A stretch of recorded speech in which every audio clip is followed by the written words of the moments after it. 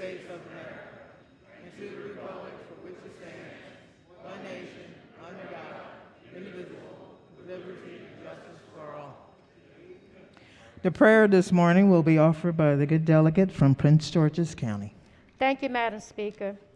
Good morning. Before I start the prayer, colleagues, I want to thank all who called me, texted me, sent videos, spoke words of encouragement and love during my family emergency. My family and I are so grateful and very appreciative for the concern and love you displayed. So let us pray. God, we come into your presence today, seeking your divine wisdom and guidance as we begin the agenda set before us. Help us to engage in meaningful discussion, reminding us to always be respectful of each other, even when the outcome is not as we desire it to be. I pray for the sick among us, the distressed, and those who are still in mourning for the loss of their loved one. Lord, hear our prayer. Incline your ear and grant us thy peace. Amen. Amen. Quorum call. Madam Speaker.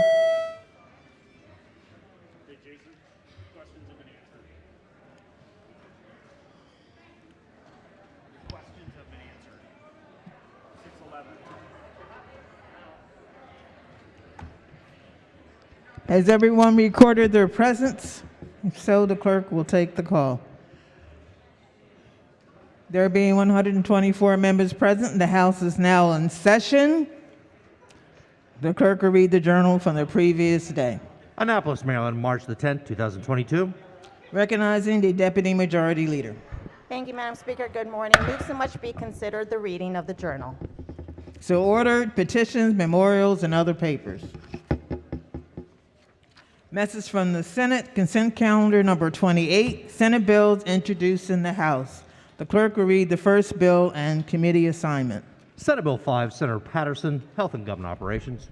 Recognizing the Majority Leader. Thank you, Madam Speaker. I move that the reading of Senate Bill 5 be considered the reading of all the bills on the calendar. Hearing no objections, the bills are read the first time and referred to the appropriate committees.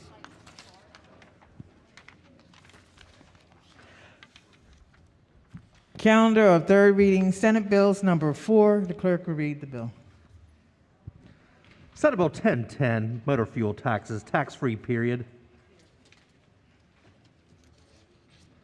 Senate Bill 1010 is on third reading and final passage.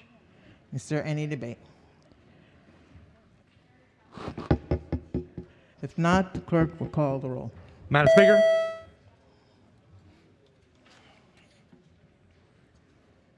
Has everyone recorded their vote? Does anyone care to change their vote? If not, the clerk will take the call. There being 115 votes in the affirmative, Senate Bill 1010, having received a constitutional majority, is declared passed. Special order calendar number 45. Clerk will read the bill.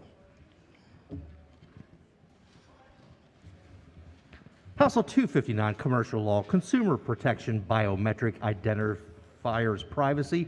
Favor report is amended and adopted. Recognize the maker of the motion. Thank you, Madam Speaker. I have an amendment at the desk. Amendment numbers 259-143-528/1. Amendment number 1. Moves the reading of the amendment. So much. Moves to order be the reading of the amendment. So ordered. Sponsor amendment.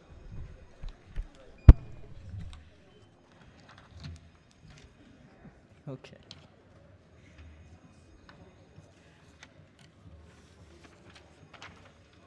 Question for the House is the adoption of the amendment. All in favor signify by saying aye. Opposed, no. The ayes have it. Amendments have been adopted. Are there any additional amendments to the bill to its title? Madam Speaker.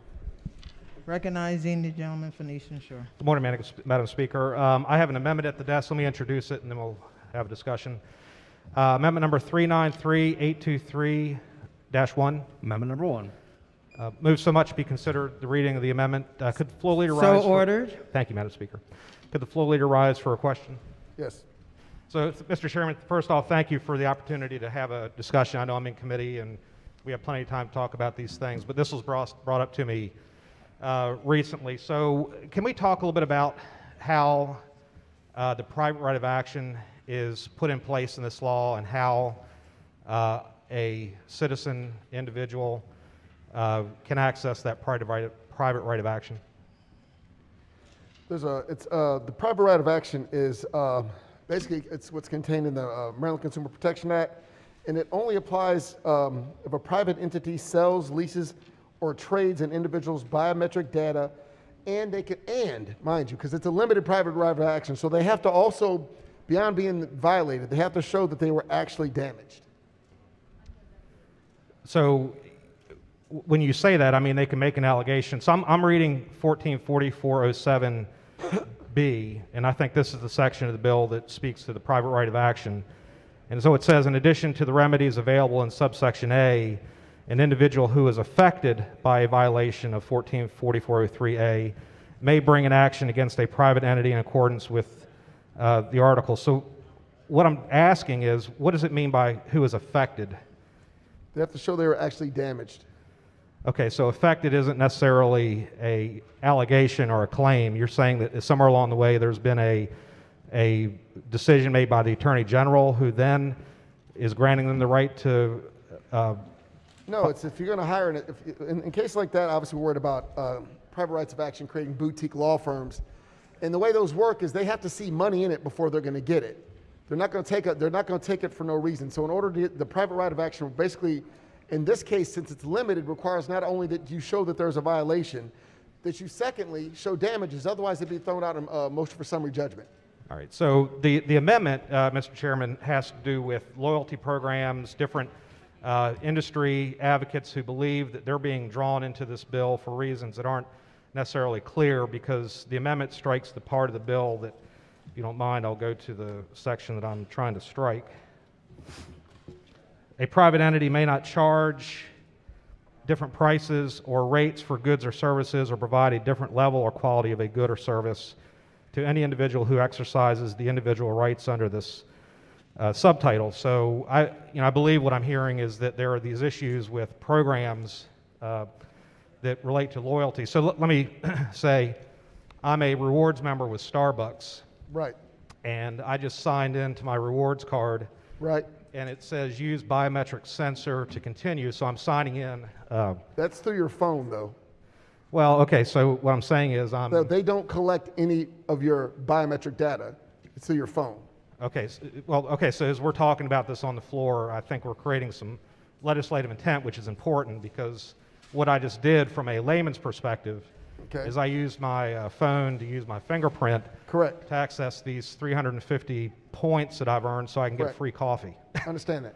Okay, so you don't think that this situation is covered under the bill? And again, because I don't have your phone, I don't know that. If what you're telling me is Starbucks is requiring that you give them, I don't know, a voice print, a fingerprint, retinal scan before they'll give you the rewards cards, i.e. inducing you or putting you under duress, then it may. I don't think Starbucks is doing that, but just in case they are, then this will apply to them.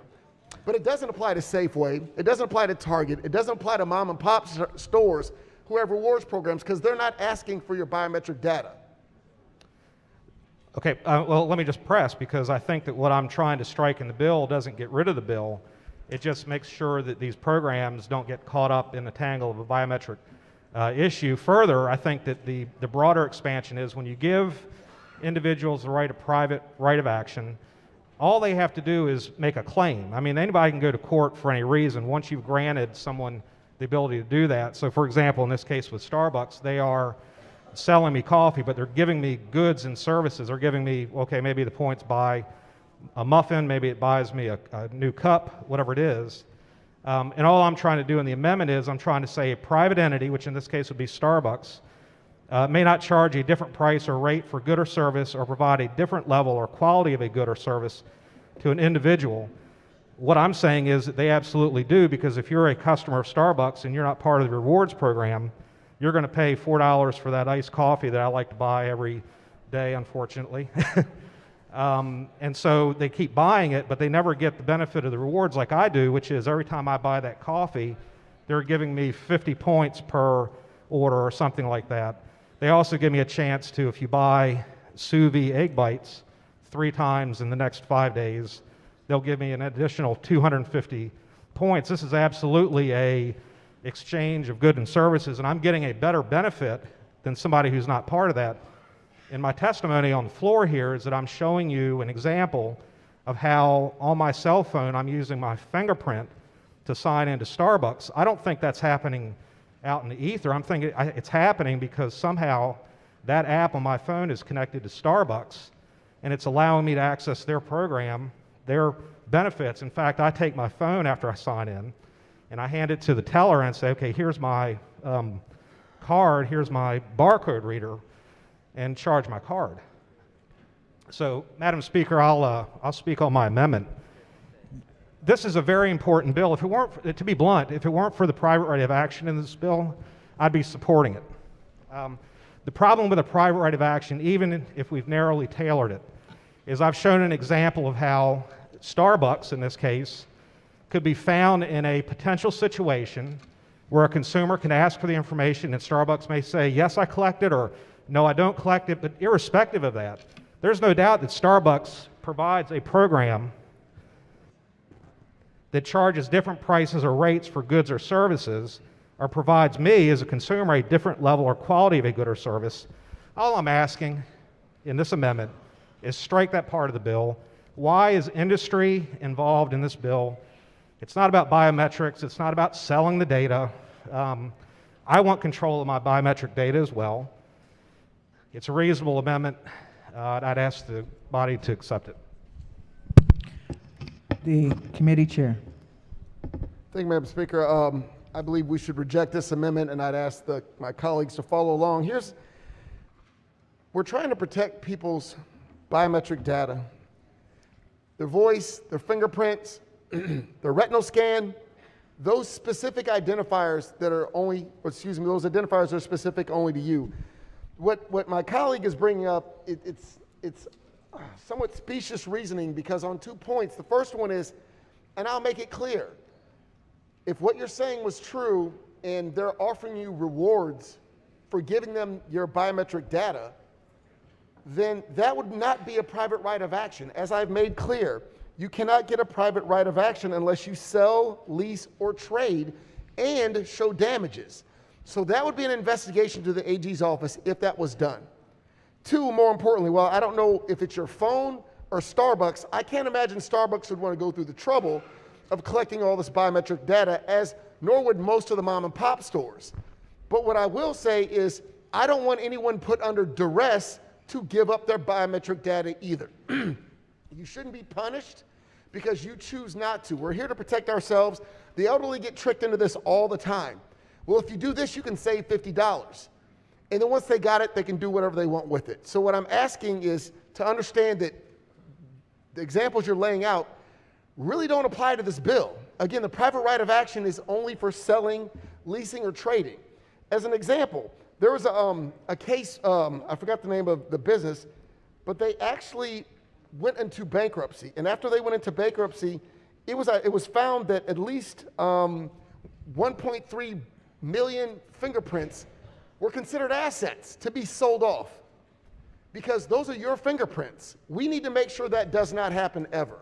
We need to make sure that you get consent before you collect your data. Everybody wants to know what's going on. That's what all this asks you to do. On your amendment, again, we're not going to put people under duress by forcing them to say, if you don't give us your biometric data, you can't get this benefit. So I'd ask to reject the amendment. Okay. The maker of the amendment. Thank you, Madam Speaker. And so let me just, in response to the chairman, and again, Mr. Chairman, thank you for the opportunity. I'm on committee. Certainly could have asked this question while we were in committee, but the bill moved fast.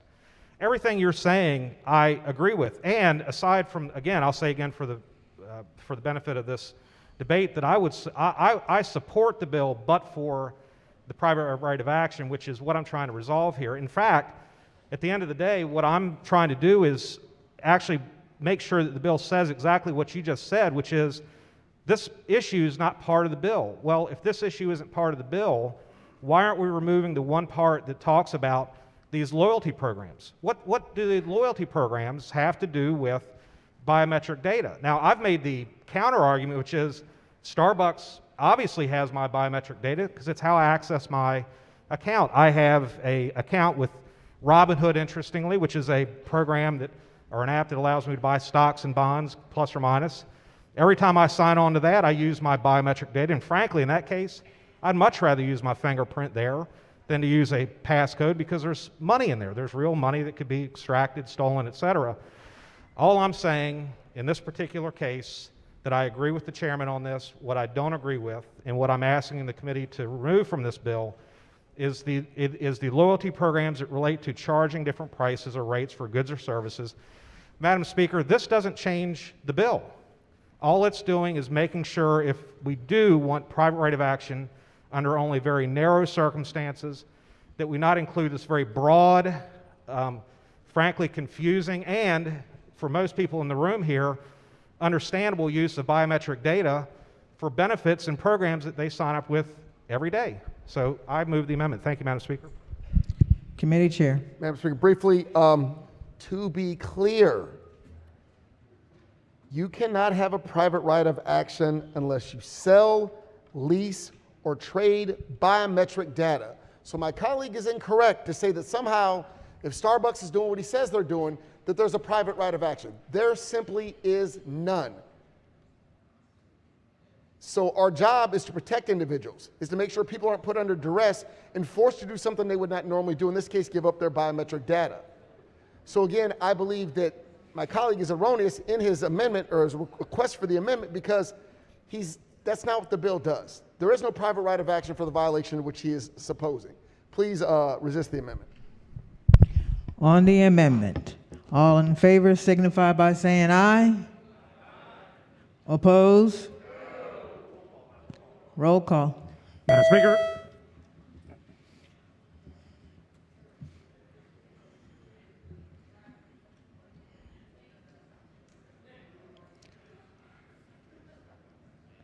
Clerk will take the call. The amendment fails. Are there any additional amendments to the bill to its title? Yes. Gentleman from Eastern Star. Thank you, Madam Speaker. I have an amendment at the desk, 623-528/1. Amendment number 1. So much be considered the reading of the amendment. So ordered. So we're going to not spend as much time on this amendment as we did the last because I think we'll both have the same points to make. And again, thank you, Mr. Chairman, for the opportunity to speak. So this this amendment actually codifies in this bill the express intent of the legislature to not include loyalty programs and different things for which I'm standing today and asking that we protect.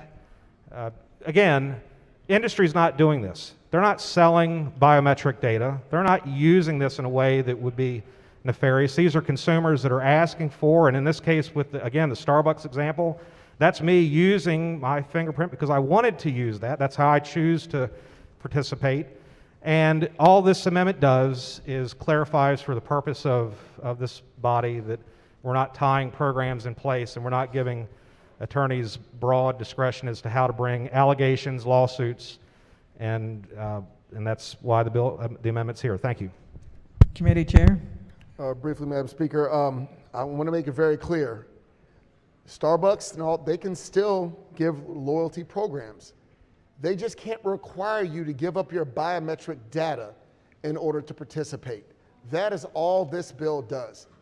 They can do all the loyalty programs they want. You can use your thumbprint all you want, but they can't require you to give up a thumbprint. They can't require you to give up a voice ID before you can get that benefit. Again, we're not trying to put individuals under duress or trick them into giving up their biometric data.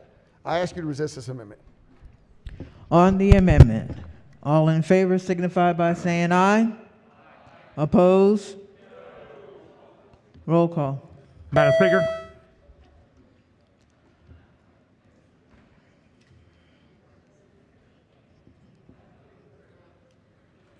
Clerk will take the call. The amendment fails. Are there any additional amendments to the bill to its title? Recognizing gentlelady from Baltimore County. Thank you, Madam Speaker. I just have a quick question for the floor leader, if I could. Committee Chair. Yes. Hi. Will this bill impact the ability, say, in the future for if we have to do an annex again and use iPads for the state of Maryland to require us to use our thumbprints? It's private entity only. That's what I thought. Thank you. Thank you. Any additional amendments to the bill to its title? Hearing none, the bill is ordered, printed for third reading. Special order calendar number 46. The clerk will read the bill. House Bill 609, Local Health Officers, Removal, Grounds, and Process. Favor report is amended, adopted. Recognizing the maker of the motion. Thank you, Madam Speaker. I have an amendment at the desk. It is 503926/1. Amendment number 1. Move so much be considered the reading of the amendment. So ordered. Thank you, Madam Speaker. This bill and this amendment is about local health officers. And local health officers is kind of an odd position. It's sort of an anomaly. It requires both county or local, Baltimore City, for example, and state, the State Department of Health. It requires their input in both hiring and firing your local health officer. That's strange. You don't have that for your local human resources department head or most counties for your local police chief or your fire department or EMS head. You don't have this interplay of requiring local and state involvement. So it's sort of a strange position. And I would venture to guess that very few people, including probably very few of us, really thought about what a local health officer does or is or how it fits into the big picture of things until 2020, until the COVID-19 pandemic. And then all of a sudden, local health officers became very important. They became people that everybody knew their names in their counties. They became people who made television appearances and were on the front pages of newspapers and were issuing edicts or directives that affected all of us, that probably had never been done for most of us in our lifetimes by a local health officer. And different counties had different experiences. Some counties, I think, had a very good experience, a very smooth sailing of cooperation and working together with their health officers. And some counties had different experiences where the political leadership, where the county executive, or where county commissioners were taking input and were taking advice from other health experts as well. They were following the CDC or not. They were working with the State Department of Health. And the health officer, there were some bumps in the road there of how you deal with your own local health officer. Essentially, they're a department head. But they have, the anomaly is this. Normally in Maryland law, you have certain classifications of employment. All of us probably have other jobs or have had other jobs in our life. Many of us are at-will employees. At-will means I can fire you for any reason that's not unlawful. I can't fire you for a discriminatory reason. I don't like you because of your gender or your skin color or a variety of other conditions. But I can fire you if I just say, I don't like you. I don't like working with you.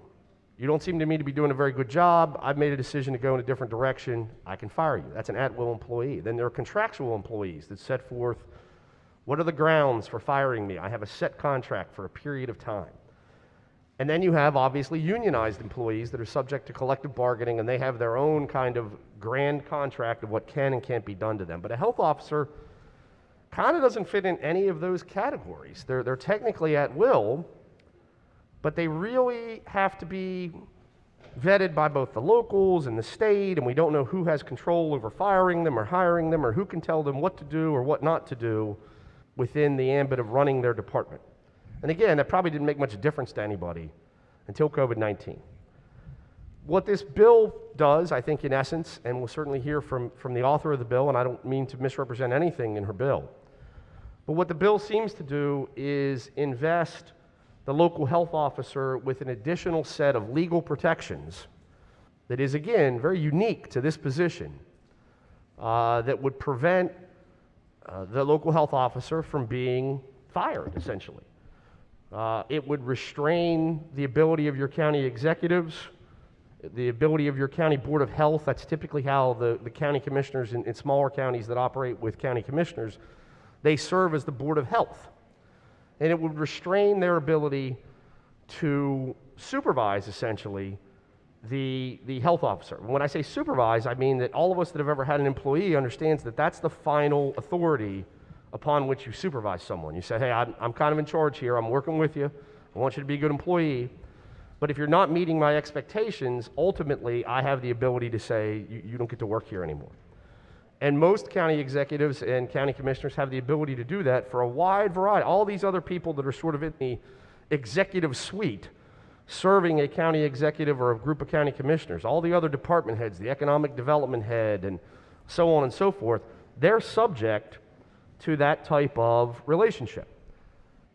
This bill would change that. What my amendment does, there's a variety of exceptions to that rule that are set forth in the bill. Things about incompetence, insubordination, et cetera, et cetera. All that this amendment does is it adds this language, and it's very short, so I'll read it.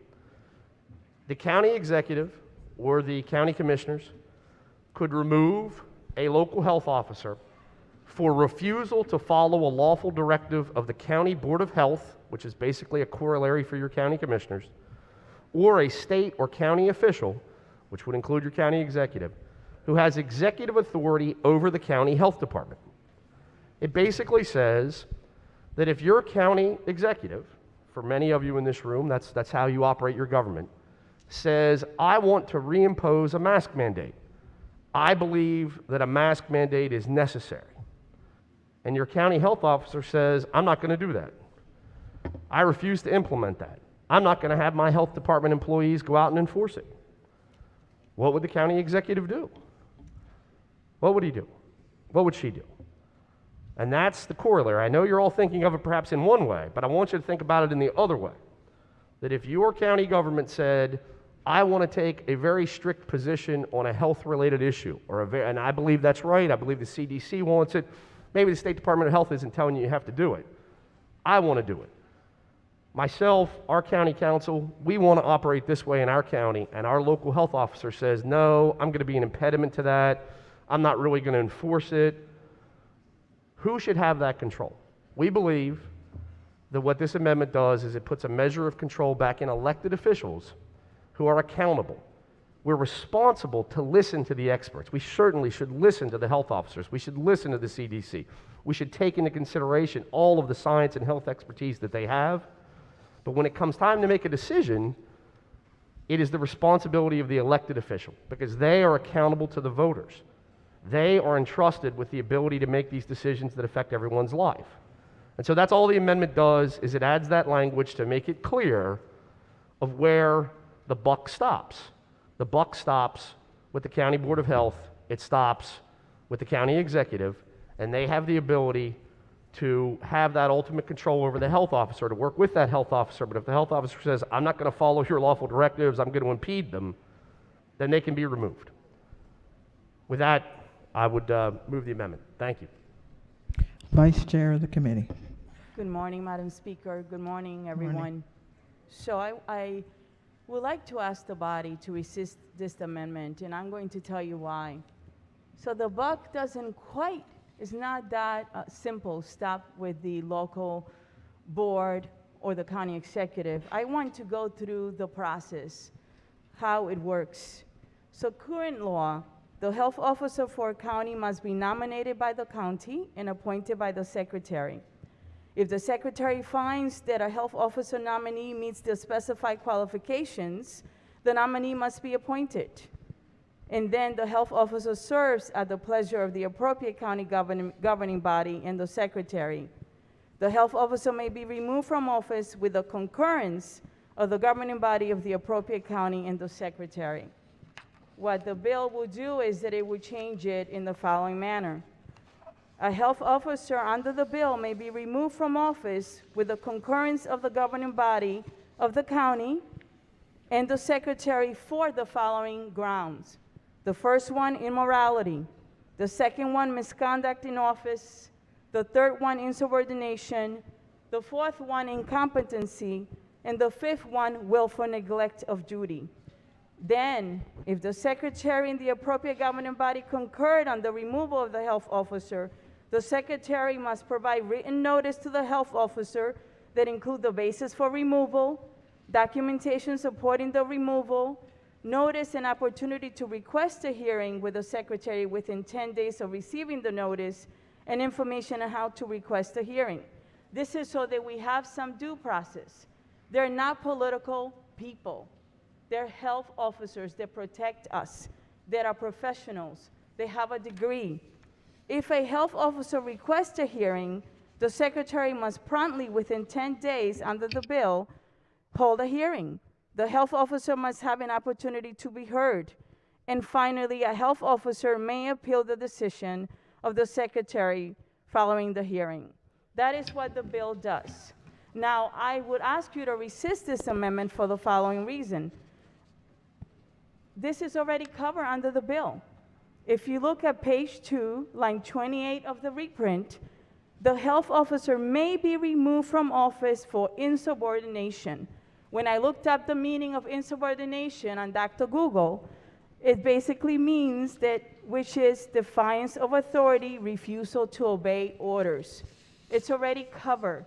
It is not needed. So please vote red on this amendment. Maker of the motion. Thank you, Madam Speaker. And I appreciate and would not want to strike, and I think that the author of the bill has done a very good job implementing due process requirements into these types of decisions. So I think all of that she just said about the sort of lengthy, I wouldn't say lengthy, but the sort of more complex than a standard employee process that's laid out before someone could just say, I don't like you, you're out as the health officer. I believe in that. I think that's a good part of the bill, very good part. Insubordination is a very interesting term. It's obviously one word, means a lot of different things. And what it suggests in many, I think in case law, in other circumstances, it's never existed in this circumstance, obviously, but I think that it's a very high threshold to say that I'm insubordinate. And I think you're going to get, potentially, litigation that's going to exist from a health officer that's removed that just can't get along with the county executive. Maybe it's about health-related things. Maybe it's about something, the budget administration of their office, whatever it may be. It's going to set a different standard. And that's why, we hear a lot, we don't need the amendment because we think it's in there. Well, if it's in there, then why not take the amendment? I practice law. That is my cross to bear in life. But if we make the laws, if any of you have ever sat down and read the Annotated Code of Maryland, and you don't think that there's an awful lot of superfluous language in there that's already duplicated somewhere else, or that is said the same way 4 different times, you haven't read the Annotated Code of Maryland, believe me. Those of us that have to live with it in our real lives and practice law and cite to it sometimes are like, what in the world is this? This section means the same thing as that, but something different than the other. And so if we believe in the precept and in the concept of what I just said, the language I just said, refusal to follow a lawful directive of the County Board of Health or a state or county official who has executive authority over the health department, if we believe that that is sufficient grounds to seek removal of the health officer and go through all the due process, then just put it in the law. And then there's no controversy. There's no conflict. Just put it in. So I would request that we consider this amendment and vote for it. I'd move the amendment. Recognizing committee chair. Thank you, Madam Speaker. I might be the only person in this body who's ever served on a Board of Health in Howard County, as it happens, also on the County Council in Howard County, as it happens. I think this, first of all, is a little confusing because the Board of Health in Howard County, at least when I served on it, really was not a board that would be the right people to supersede the health officer. I certainly was not capable of doing that. But I will say the minority leader did a wonderful job of getting my attention. And he got my attention by putting the posture of how this could happen in the reverse of how it did happen, which is to say, he looked at it from the way I would look at it and what would worry me if it happened in my county that our health officer said, though the county executive declared a state of emergency that included a mask mandate, we will not have a mask mandate in Howard County. And you all know how far to the, I'm not sure that it's left or right, I think it's just hysterical I am about wearing masks. I truly believe that I'm at the far end of that, and I think we all know that, and I'm proud of that. That works for me, and it's not political. It's a safety issue. I truly believe that the health officers are the people who know best whether we should be following certain rules to protect not just us, but remember, when we wear a mask, we're not just protecting ourselves. We are, in fact, protecting everyone around us. In this room, I'm protecting you and you're protecting me in our masks. Let's also remember when a virus mutates, when a person has it in his or her body, whether he or she knows it's in his or her body or not, it's mutating. These are not static viruses. Viruses mutate. And every time a new mutation comes out, it comes back with a vengeance. And this morning I was thinking about what's going to happen about a week or two from today after everybody was out partying last night except the HGO committee because we were voting. But we're sitting with everybody who was partying. So I want to bring this back to what my colleague, the minority leader, said. Who should have the authority?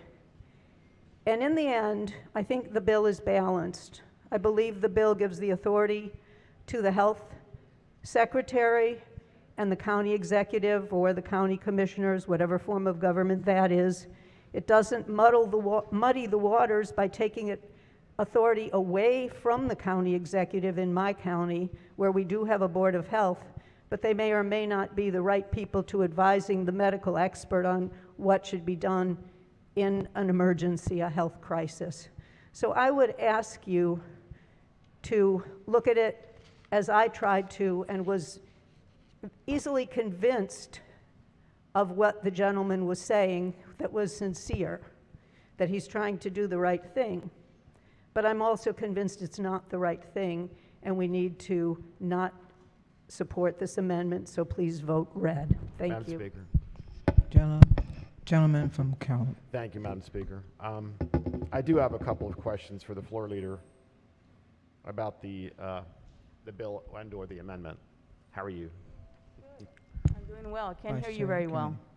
It's my understanding that you received some testimony in your committee to support this bill from a number of folks, but one of them was the health officer from Calvert County. Is that correct? That is correct. Thank you. I appreciate it. Madam Speaker, I rise to support this amendment, and here's why. That individual from Calvert County, the Calvert health officer, testified in front of the HGO committee, and there is a letter in the file from the county commissioners to the Secretary of Health of the state of Maryland concerning this individual's incompetence while serving.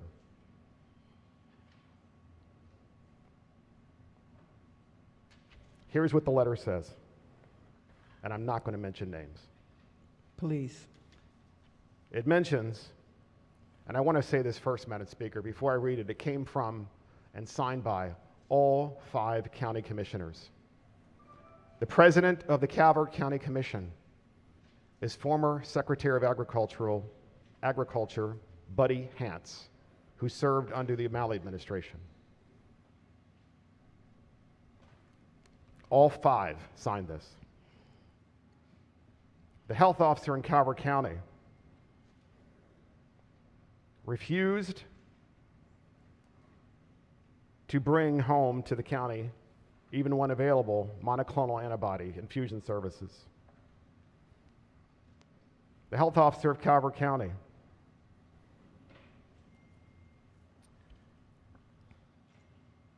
refused to get along with the president of Calvert Hospital. Are you reading the letter? Yes, ma'am. The president of the health officer of Calvert County said that he was not going to use the data from the Center for Disease Control because it was unreliable. The health officer of Calvert County refused to properly get informed consent when vaccinating children in Calvert County in public schools. The health officer in Calvert County vaccinated the wrong child in a public school in Calvert County. The health officer in Calvert County sent the wrong dosages of the vaccines for children. This health officer came in front of HGO and testified for this bill. He has lost the confidence of the citizens of Calvert County, and it is highly irregular for this bill to be moving at this time, based on large part on this testimony, because this health officer is a head of the Maryland Health Officers Association. Highly inappropriate. This bill should be re-referred to the committee without question. Highly inappropriate. Thank you, Madam Speaker. And for all those reasons, I rise to support this very common sense amendment. Vice Chair of the committee. Thank you, and thank you so much for your comments and for the opportunity to respond.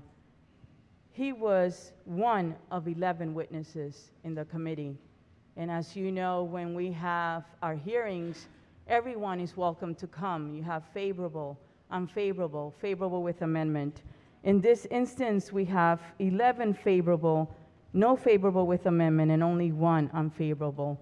So when the committee looks at the totality of what's presented, we don't focus just on one witness. We focus on what is good public policy. And as the chairman of the committee stated, this bill is good public policy because it's balanced and it takes the politics away from the health officer's decision for them to base their decision on science, on data. Thank you, Madam Speaker. Madam Speaker. The maker of the... Thank you. Hopefully to conclude, I'll move the amendment for vote. I appreciate the remarks of all of my colleagues, particularly my friend, the chair of the committee, who I think is extremely sincere and gracious about her thoughts as to how this works. And we should all respect that. We just have a philosophical difference of opinion about how this position, now that we recognize the tremendous authority that can be vested in it, how this position should be supervised, essentially, or what the grounds are to really govern the administration of this important office. It's a simple philosophical debate. It's much appreciated. I would again suggest in closing that the language that I've suggested in this amendment, I don't think is going to break the purpose or intent of the bill. I don't think that it will. I think that if you believe that it's already encompassed in other language, then all we're doing is simply clarifying that language. And I think that it would be productive to include this and hope that we never have this situation again. Hope and pray that the pandemic continues to recede and stays that way. Who knows? None of us thought probably 2 years ago we'd be here today in the situation we're in. But to the extent that things do occur, I think this is a good faith effort to clarify what we can do, what we can't do, and where the buck stops. And I would, with that, Madam Speaker, move the amendment. On the amendment, all in favor signify by saying aye. Aye. Oppose? Roll call. Madam Speaker. To explain my vote, Madam Speaker. Gentlelady from Baltimore County. Thank you, Madam Speaker. I was happy to hear from the Vice Chair of the committee that they consider the totality of comments on bills. I'd just like to read a few of the favorable and unfavorable numbers from several bills that your minority party colleagues did submit to the HGO committee in good faith. On one particular day, there was several minority party bills, 79 favorable, 6 unfavorable. That bill has not received a vote. 3 of my bills, 69 favorable, 5 unfavorable, 61 favorable, 4 unfavorable, 59 favorable, 4 unfavorable, 45 favorable, 0 unfavorable, 54 favorable, 0 unfavorable, 47 favorable, 1 unfavorable, 42 favorable, 4 unfavorable, 46 favorable. Delegate from Baltimore County. Yes, ma'am. You're not voting, so you can't explain a vote that you haven't voted on. Sorry, ma'am. There we go.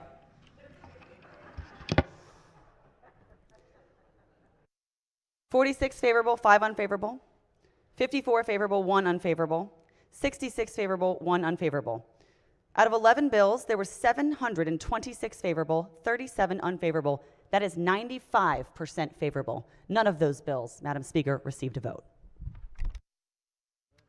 Madam Speaker. Gentleman from Talbot. Yeah, I just want to rise to explain my vote in support of this amendment. And I thought we had a very good debate. I mean, it was very informative. Yeah, we've got on the shore in our district, you know, I've worked very closely with our health officers. And the discussion, colleagues, came up about insubordination. And of anybody who's been frustrated during the last 2 years, it's our health officers. And, you know, they don't know who to answer to. They're getting pulled in so many different directions. And the question of insubordination came up, and there's no answer for who would constitute insubordination. The chain of command is broken and confusing, and this amendment would add clarity for health officers so they know who to go to, and rightfully so to the county health boards. We get into these arguments, but you know, we get back into the throes of another mass health crisis. They're worn down. They can't handle it. This amendment would help our health officers. So that's why I voted green, and I'd encourage anybody who wants to change your vote now, you still have a chance to do that. It's not happening. Thank you, Madam Speaker. Gentleman from Baltimore County. Madam Speaker, I rise to explain my vote. The bill does not take away power from local governing bodies. It aids the accountability. Our laws should protect local health officers from these arbitrary decisions, and the health of our communities should not be compromised over anything else. There is a clear intention on when we hire health officers to protect and promote the health of all Marylanders. Public health should be based on health official legal requirements and professional abilities, performance, confidence, and commitment, and list goes on and on. Therefore, this amendment is not necessary. Transparency brings out the best performance by health officer and local officer, Madam Speaker. Thank you. Gentleman from Caroline. Thank you, Madam Speaker. We've been talking a lot over the last several days this week about coming together, respecting each other, things like that. And it's very true. We should absolutely do that. And I just want to remind everybody, last time I stood up on an amendment, it was just a very simple amendment. I looked at the clock. I'm like, this can be done in 5 hours. And the basis of rejecting that amendment was because it was a mandate. Well, here the basis of rejecting this amendment was because it was just a duplication. Here we are we have crossover on Monday. We've only taken one amendment on the floor, and it wasn't because the committee accepted the amendment. It was because it was an impassioned speech, and it was an amazing speech, probably one of the best that I've ever heard on the floor. We have not a single committee 2 days before crossover has accepted a single amendment yet. Why not accept this one? This is a very simple. All it does is just, maybe it is a duplication, quite possibly, but is that a reason to not take an amendment? At some point, we got to work together. We have to. Thank you, Madam Speaker. Clerk will take the call. The amendment fails. Are there any additional amendments to the bill to its title here? No. Gentlelady has an amendment? Yes, ma'am. Yes, I have an amendment at the desk. Thank you, Madam Speaker. Amendment number 533-121-1. Amendment number 1. Move so much be the reading of the amendment. So ordered. This is also, I believe, a very simple amendment.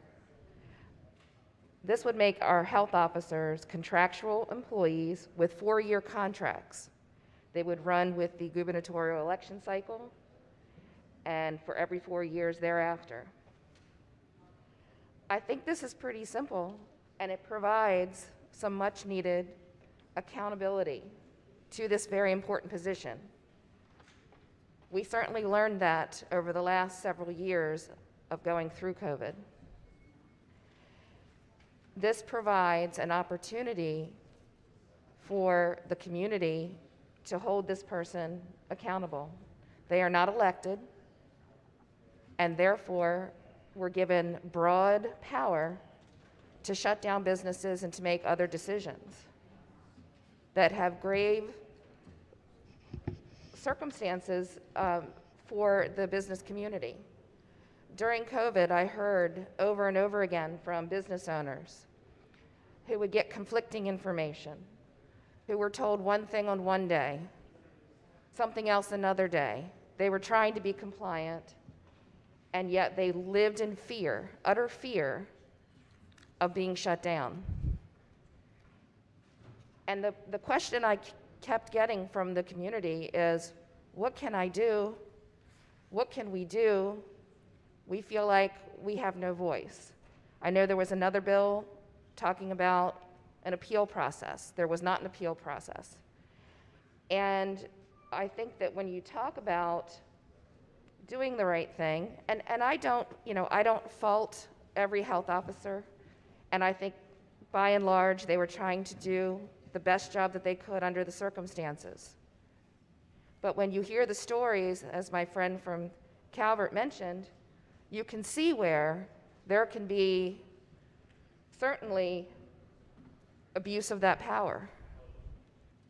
I think that by doing this simple amendment, by accepting this simple amendment, you've got a 4-year term, just as a lot of school superintendents do throughout the country, and that we do. We are accountable to our citizens, to our business community, and I think that this important position should also have that same accountability. So I ask for your support in this common sense amendment. Madam Speaker. Recognizing the Vice Chair of the committee. Thank you, Madam Speaker.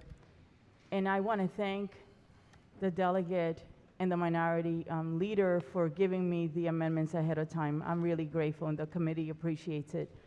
I would ask the body to please resist this amendment for the following reasons.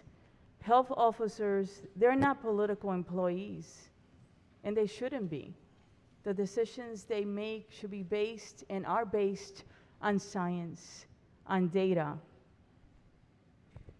Presently, they're state merit employees.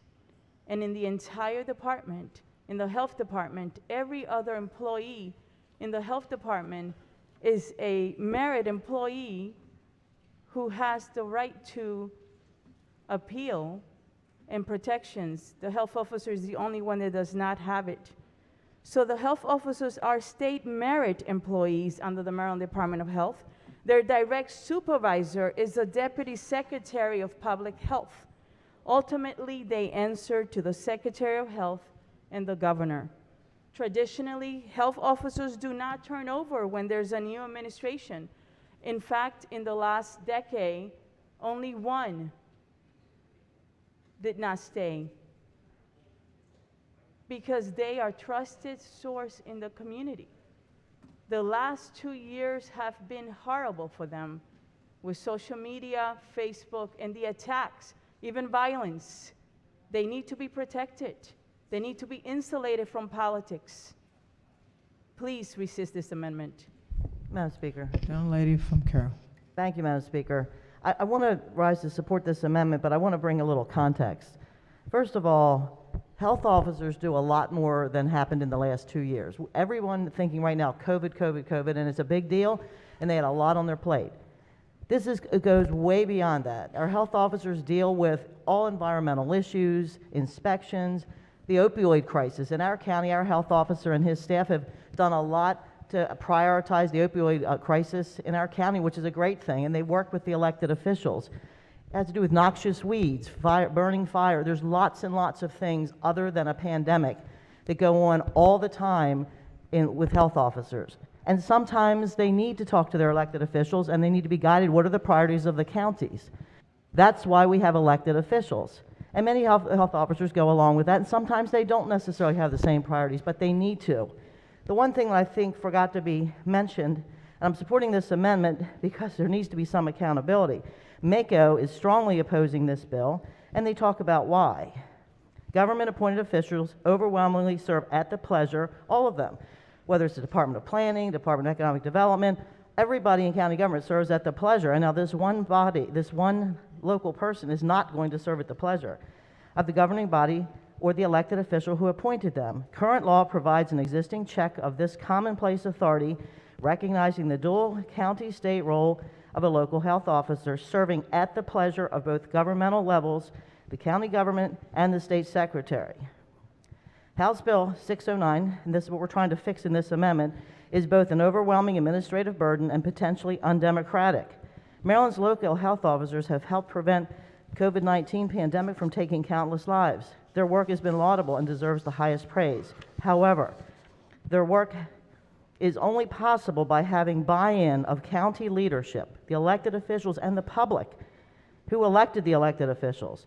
In a situation in which a health officer was to disregard local, state, and federal guidance and breach the public's trust, this bill would potentially protect them from termination or prolong their termination process, preventing the installation of a successor. No other appointed position reporting directly to county leadership is afforded this level of protection. And they have a lot of authority as well. They have the authority to shut your restaurant down, your business. They have the authority to quarantine you to your home. They have the authority to tell you what to do with your property. So they have a lot of authority, and to have no accountability to anyone is really unbelievable. Moreover, this is continuing to read the Mako testimony from all of our counties, that we work with. Moreover, this bill removes the discretion and autonomy available to newly elected county leadership to help select heads for their local health departments. Understanding local health officers play a role in many government operations, including the enforcement of nuisance violations and oversight of restaurants and other facilities, our shared constituents will lose the ability to use the election to impact policies, having advanced and contributed to legislation in service of their communities. County leadership should have the ability to decide who will act as their advocate within government and with the public. This bill is grounded in good intentions, but it creates substantial protections for bad actors and dilutes the ability of voters to influence policy. So they strongly oppose this bill, and this amendment will help to make it better. I still think the bill is a bad bill, but this amendment will try to make it better. So I urge you to support this amendment. Thank you. Gentleman from Talbot. Thank you, Madam Speaker. And I rise in support of the amendment. And even though I know my health officers wouldn't support this amendment, but the fact of the matter of what we're debating today is the underlying bill. And the underlying bill is dangerous. The underlying bill creates far more problems than already exist. You can predict what's going to happen. We'll have a health officer who's removed, and the next thing will be a lawsuit. And just creating legal grounds. It does nothing to solve the problems that the health officers have been dealing with and the communities have been dealing with health officers over the last couple of years. And I know health officers don't want to be political. They don't want to have to go out and run for office. But if we continue to go down the road of saying that health officers are protected, they're special, they're unfettered, they use, and science now has become a huge issue, right? They're going to be on this high pillar to make decisions that affect everyone. However, they're not going to be accountable to anyone. That mental philosophy is going to push this issue further and further. And health officers may support this underlying bill, but concepts like requiring health officers to seek public office and be accountable directly to the people on a periodic basis is going to be very, very popular moving forward. What we've been through has affected everyone. Most people never paid attention to health officers. Now, health officers are coffee table conversation. They're on everyone's dining room. This amendment has been explained. It's been justified. It's very credible, and it is a way to go about resolving many of the problems that we've been dealing with, both within our health offices and both within our community. So I urge everyone to cast a green vote in support of this amendment. Maker of the amendment. Thank you, Madam Speaker. Just one item that came up in the discussion today is about political appointees. When there's a new governor, there's a lot of cabinet secretaries, and I believe they're appointed. So that's one thing to clear up. We talk a lot on this floor about guardrails. We got to put up some guardrails. This is a simple guardrail. that provides accountability to what we have learned is a very powerful position, more than any of us ever knew. And I heard the long process for removal, and our minority leader explained the very vague term of insubordination. I think in light of what can happen when you have a health officer that is acting with impunity, using science, which, as we have all learned, could change coming from the CDC from a Friday to a Monday, subject to their interpretation and enforcement, and a lot of power. I think limiting this position to a 4-year term that could, if it's a great health officer and there are no problems, renew the contract. Work there for 20 years or more. But a 4-year term provides very much needed accountability. I think it's very reasonable, and I press the amendment. Thank you, Madam Speaker. On the amendment. Madam Speaker. Gentleman from Anne Arundel. Thank you, Madam Speaker. I rise to support this amendment, and I know my good friend from PG County, Prince George's County. Prince George's. I corrected myself. And Anne Arundel brought something up that said this is not a political position. Well, it is, because look who appoints them. The governing body of the county appoints them. The secretary, that's an elected political position. The Secretary of Health appoints them. That's also an appointed position. I think we all serve at the pleasure of someone. We serve at the pleasure of our constituents. This amendment is equivalent to a performance review. So every 4 years, when there's a new administration, they review the performance of the health officer. And if the performance is good, they get to stay. If the performance is not good, they don't get to stay. It is that simple. Presidents have term limits. Presidents, mayors, city councilmen, every single person is up for re-election, up for reappointment every 4 years or every however years. If we pass this bill without this amendment, we might as well just change his name or her name to Supreme County Health Officer, because the other person that does have a lifetime appointment are Supreme Court justices. This is the right direction to support this amendment, and I'll be a green vote on this. Thank you, Madam Speaker.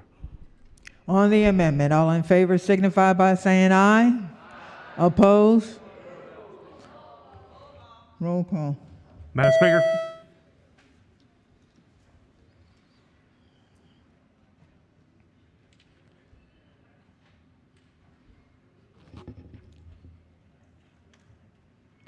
Clerk will take the call. The amendment fails. Are there any additional amendments to the bill to its title? Hearing none, the bill is ordered printed for third reading. Special order calendar number 47. Clerk will read the bill. House Bill 611, Procurement Prevailing Wage, Applicability, favorable report adopted. Recognizing the minority leader. Thank you, Madam Speaker. I appreciate the opportunity to get some clarification on the bill. I don't believe it's probably susceptible of amendment, so I haven't filed an amendment at the desk, and we'll simply discuss the bill on third reader. Thank you. All righty. Are there any additional amendments to the bill to its title? Hearing none, the bill is ordered printed for third reading. Quorum call. Madam Speaker.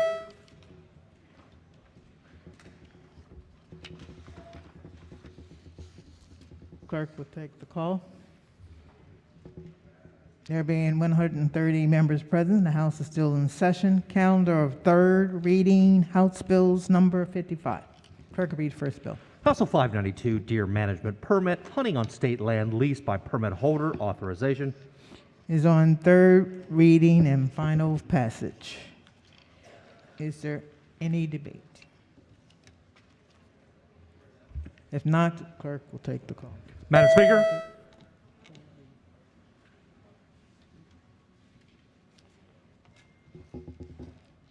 Clerk will take the call.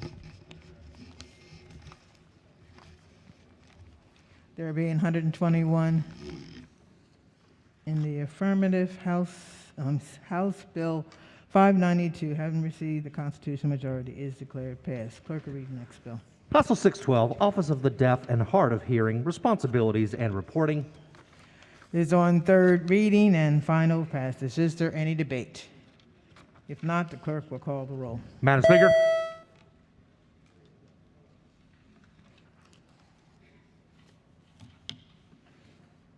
Has everyone recorded their votes? Does anyone care to change their vote? If not, the clerk will take the call.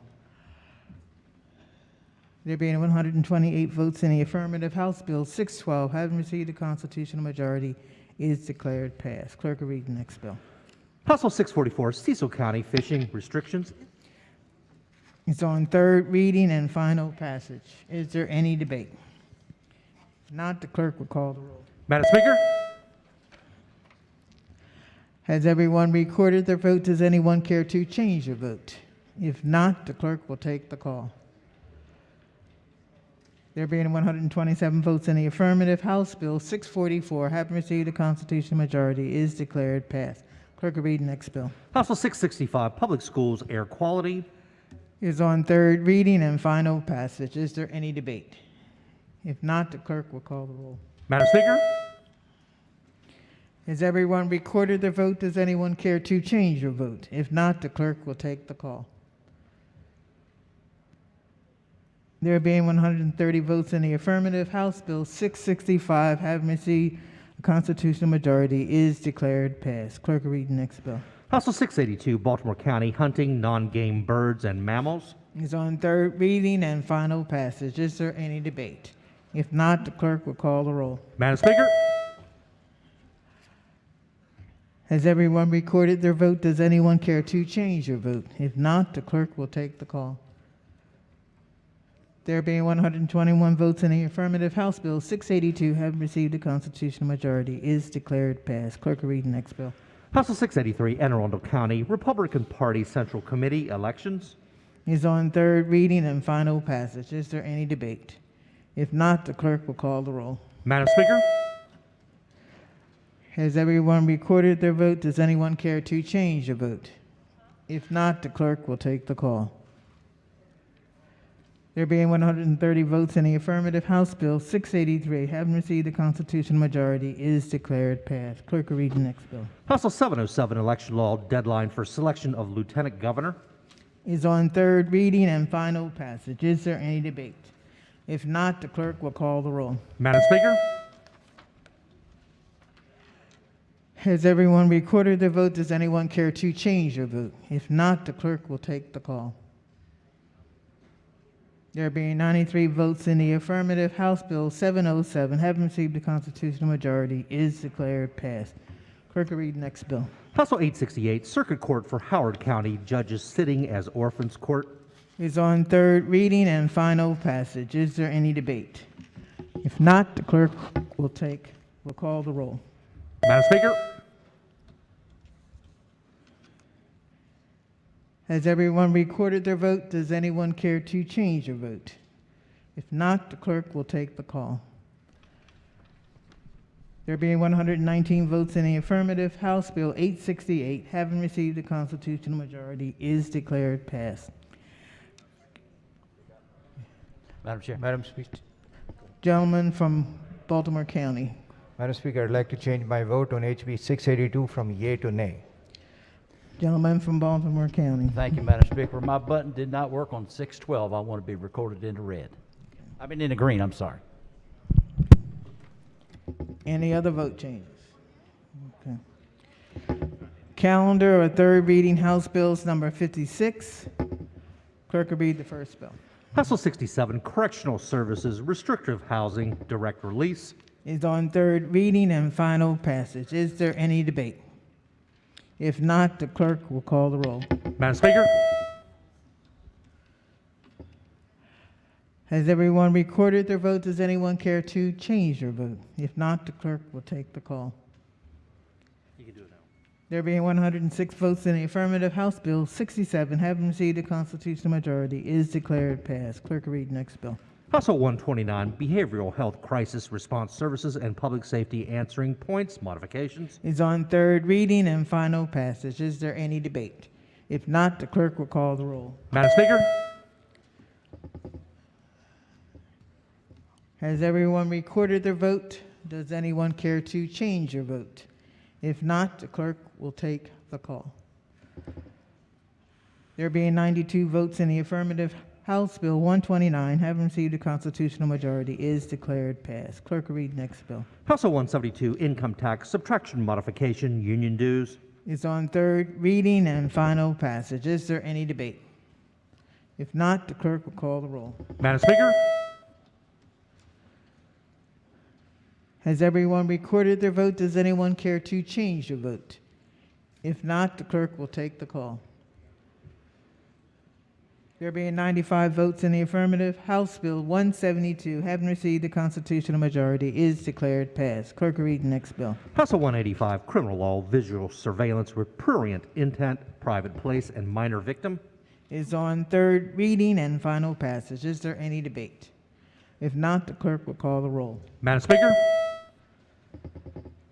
Has everyone recorded their vote? Does anyone care to change their vote? If not, the clerk will take the call. There being 129 votes in the affirmative, House Bill 185, having received the constitutional majority, is declared passed. Clerk will read the next bill. House Bill 187, estates and trust, administration of estates, fees. It's on third reading and final passage. Is there any debate? If not, the clerk will call the roll. Madam Speaker, Has everyone recorded their vote? Does anyone care to change your vote? If not, the clerk will take the call. There being 93 votes in the affirmative, House Bill 187, having received a constitutional majority, is declared passed. Clerk will read the next bill. House Bill 211, criminal procedure, warrantless arrest, straw purchase participant. Is on third reading and final passage. Is there any debate? If not, the clerk will call the roll. Madam Speaker,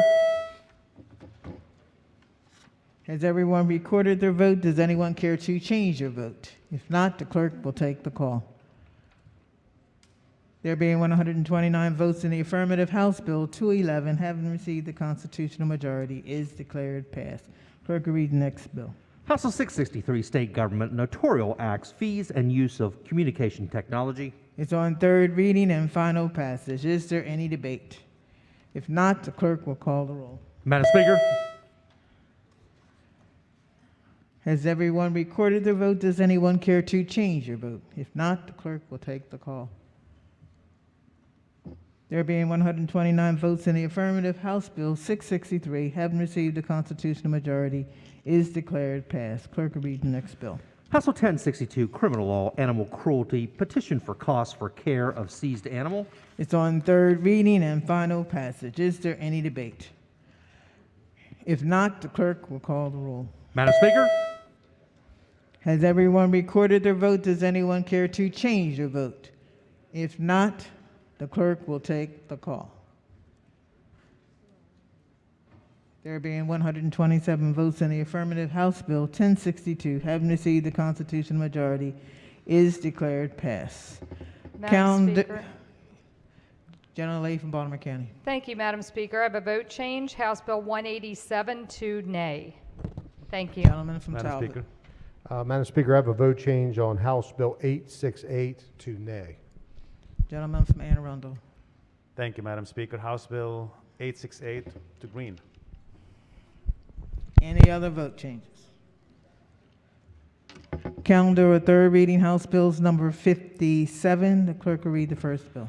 House Bill 34, criminal law, indecent exposure within the sight of a minor. It's on third reading and final passage. Is there any debate? If not, the clerk will call the roll. Madam Speaker, Has everyone recorded their vote? Does anyone care to change their vote? If not, the clerk will take the call. There being 129 votes in the affirmative, House Bill 34, having received the constitutional majority, is declared passed. Clerk will read the next bill. House Bill 331, local government, regulation of amateur radio station antenna structures. It's on third reading and final passage. Is there any debate? If not, the clerk will call the roll. Madam Speaker, Has everyone recorded their vote? Does anyone care to change their vote? If not, the clerk will take the call. There being 127 votes in the affirmative, House Bill 331, having received a constitutional majority, is declared passed. Clerk will read the next bill. Fossil 484, General Provisions, Commemorative Days, Ashin Day. Is on third reading and final passage. Is there any debate? If not, the clerk will call the roll. Madam Speaker, Has everyone recorded their vote? Does anyone care to change their vote? If not, the clerk will take the call. There being 123 votes in the affirmative, House Bill 484, having received a constitutional majority, is declared passed. Clerk will read the next bill. House Bill 516, St. Mary's County Human Relations Commission, Equal Treatment. Is on third reading and final passage. Is there any debate? If not, the clerk will call the roll. Madam Speaker, Has everyone recorded their vote? Does anyone care to change their vote? If not, the clerk will take the call. There being 131 votes in the affirmative, House Bill 516, having received a constitutional majority, is declared passed. Clerk will read the next bill. House Bill 650, Execution on a Judgment, Child Support Arrearage, Workers' Compensation. Is on third reading and final passage. Is there any debate? If not, the clerk will call the roll. Madam Speaker, Has everyone recorded their vote? Does anyone care to change their vote? If not, the clerk will take the call. There being 131 votes in the affirmative, House Bill 650, having received a constitutional majority, is declared passed. Clerk will read the next bill. House Bill 915, Maryland Health Care Commission, Patient Safety Center, Designation and Fund. Is on third reading and final passage. Is there any debate? If not, the clerk will call the roll. Madam Speaker, Has everyone recorded their vote? Does anyone care to change their vote? If not, the clerk will take the call. There being 130 votes in the affirmative, House Bill 915, having received a constitutional majority, is declared passed. Clerk will read the next bill. House Bill 1248, Child Abuse and Neglect Investigations, Timelessness.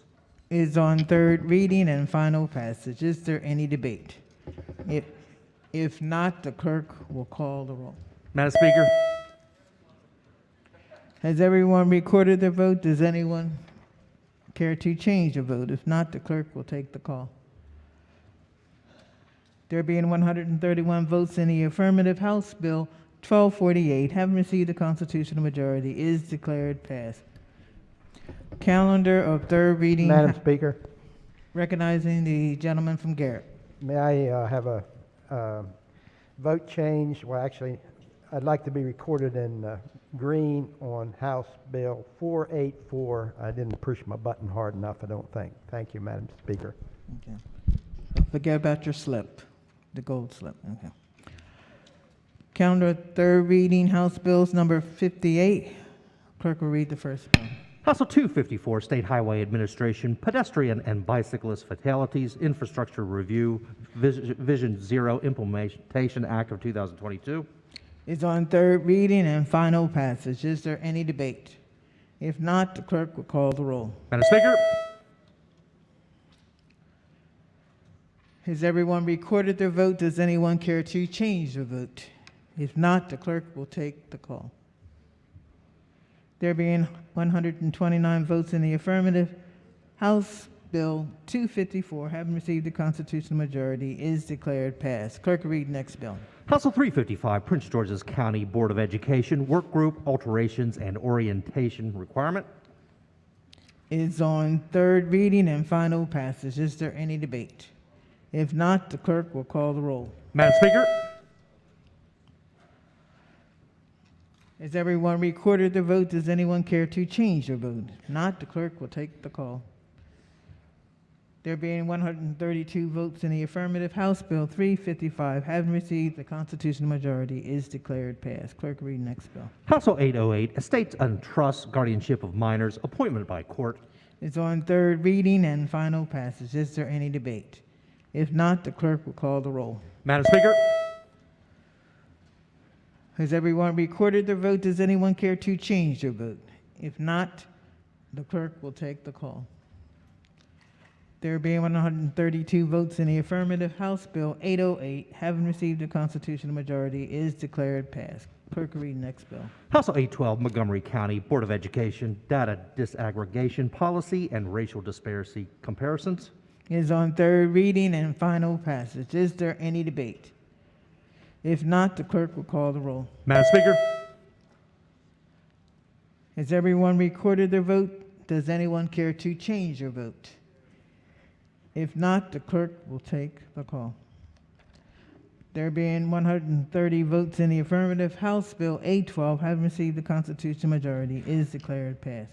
Clerk will read the next bill. House Bill 833, Criminal Law Victims of Child Sex Trafficking and Human Trafficking, Safe Harbor and Service Response. Is on third reading and final passage. Is there any debate? If not, the clerk will call the roll. Madam Speaker. Has everyone recorded their vote? Does anyone care to change their vote? If not, the clerk will call the roll. Take the call. There being 126 votes in the affirmative, House Bill 833, having received a constitutional majority, is declared passed. Clerk will read the next bill. House Bill 850, Schools, Pre-Kindergarten Programs and County Boards of Education, Discrimination. Is on third reading and final passage. Is there any debate? Recognizing the minority leader. Thank you, Madam Speaker. I've seen this bill. I think we've all seen this bill for a couple times. This bill and this concept has been worked on very hard over the years by my colleagues in the Ways and Means Committee. I vote against the bill somewhat reluctantly because I believe in the underlying premise and purpose of the bill, which is to prevent children and their families from being unreasonably, unlawfully discriminated against. And I just wanted to take a couple of minutes. We had some amendments on this bill, and I think folks got a little heated. And I understand that. That happens to human beings sometimes. All of us are imperfect. And all of us, unfortunately, carry the ability to be prejudiced or to discriminate in our hearts and our souls. And it takes us constantly seeking our better angels to get that out of us as we grow, as we age, as we try to be role models. I wanted to say that although I vote against the bill because I think that maybe it goes too far and it imposes some rules and some regulations and some limitations upon our private school community and our religious schools community that they don't want or intend or advocate or condone discrimination, but they also have certain religious, moral perspectives that make them different than public schools.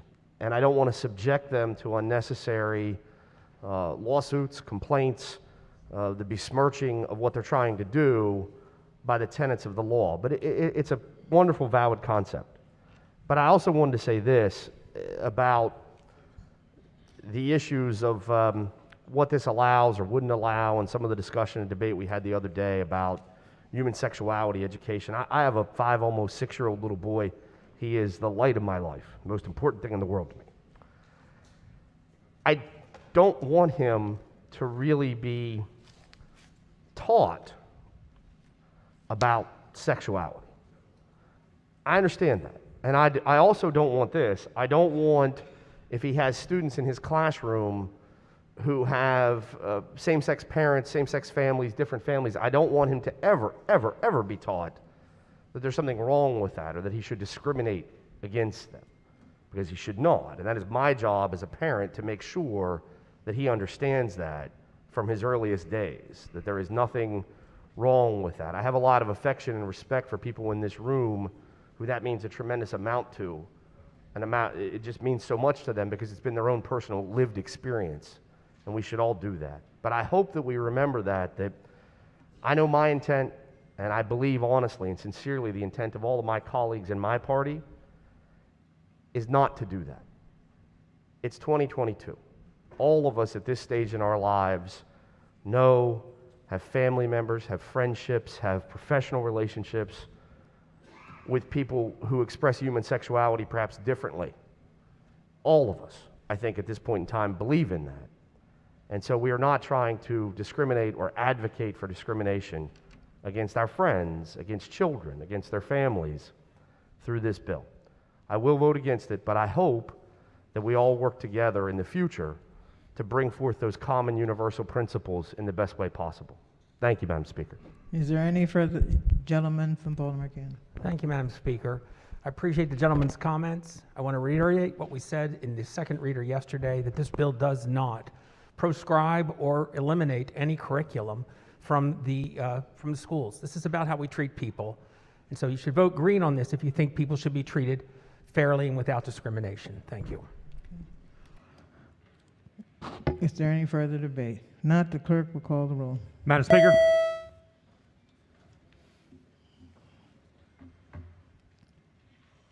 Has everyone recorded their vote? Does anyone care to change their vote? If not, the clerk will take the call. There being 94 votes in the affirmative, House Bill 850, having received a constitutional majority, is declared pass.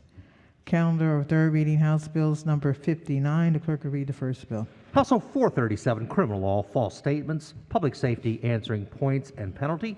Is on third reading and final passage. Is there any debate? If not, the clerk will call the roll. Madam Speaker. Has everyone recorded their vote? Does anyone care to change their vote? If not, the clerk will take the call. There being 130 votes in the affirmative, House Bill 437, having received a constitutional majority, is declared passed. Clerk will read next bill. House Bill 476, Baltimore County Board of Education, Member Appointments and Terms and Election of Officers. Is on third reading and final passage. Is there any debate? If not, the clerk will call the roll. Madam Speaker. Has everyone recorded their vote? Does anyone care to change their vote? If not, the clerk will take the call. There being 129 votes in the affirmative, House Bill 476, having received the constitutional majority, is declared passed. Clerk will read next bill. House Bill 479, General Provisions, Commemorative Days, Tuskegee Airmen Commemoration Day. Is on third reading and final passage. Is there any debate? If not, the clerk will call the roll. Madam Speaker. Has everyone recorded their vote? Does anyone care to change their vote? If not, the clerk will take the call. There being 131 votes in the affirmative, House Bill 479, having received the constitutional majority, is declared passed. Clerk will read next bill. House Bill 512, Professional Standards and Teacher Education Board, Composition and Regulations. Is on third reading and final passage. Is there any debate? If not, the clerk will call the roll. Madam Speaker. Has everyone recorded their vote? Does anyone care to change their vote? If not, the clerk will take the call. There being 131 votes in the affirmative, House Bill 512, having received the constitutional majority, is declared passed. Clerk will read the next bill. House Bill 571, Access to Counsel in Eviction Special Fund, Alteration. Is on third reading and final passage. Is there any debate? If not, the clerk will call the roll. Madam Speaker. Has everyone recorded their vote? Does anyone care to change their vote? If not, the clerk will take the call. Madam Speaker. Gentlemen, purpose. Let me take this call then. 93. Are you? What are you doing? Changing a vote. Vote change. Okay.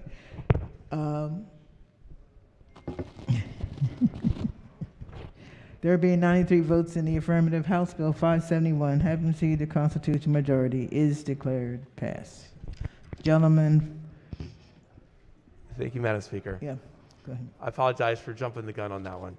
Yeah. I just wanted to do a vote change on House Bill 812 from yay to nay. Thank you. Any other vote changes? Okay. Calendar of third reading, House Bills number 60. The clerk will read the first bill. House Bill 535, Washington Suburban Transit Commission, Montgomery County and Prince George's County Commissioners, repeal of term limit. Is on third reading and final passage. Is there any debate? If not, the clerk will call the roll. Madam Speaker. Has everyone recorded their vote? Does anyone care to change their vote? If not, the clerk will take the call.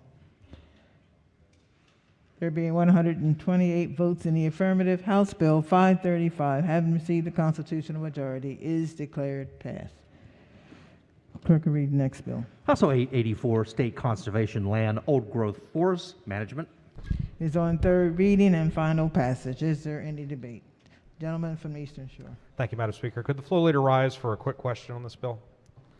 Floor leader Spector. Yes. Good morning. Could you just tell me what this bill does? Yes, so thank you for the question. So the bill looks to protect old growth forests on public lands only. It was amended to eliminate the protection on private lands, and it says that old growth forests cannot be logged on certain public lands, in public parks and in wildlife management areas. How are you defining old growth forests? So that's a great question. The most broadly understood definition of old growth forest is trees that have lived at least 150 years free of significant human intervention. The bill has a little bit more technical definition that goes into the type of tree canopy, the different layers of trees, the age of the oldest age of a tree being at least half the age it can live to be based on the species. So, looks like a bill I would support, but are you concerned about how on public lands we might do land management and how it's a good idea to, cull forests and have sort of this land management? Sometimes we hear about other states where these forests are left alone and these create wildfires. I'm not suggesting in Maryland this is the same problem as some other areas in the country, but just thinking out loud and for the purpose of getting an answer, is there any concern about what that land management looks like, even on public lands?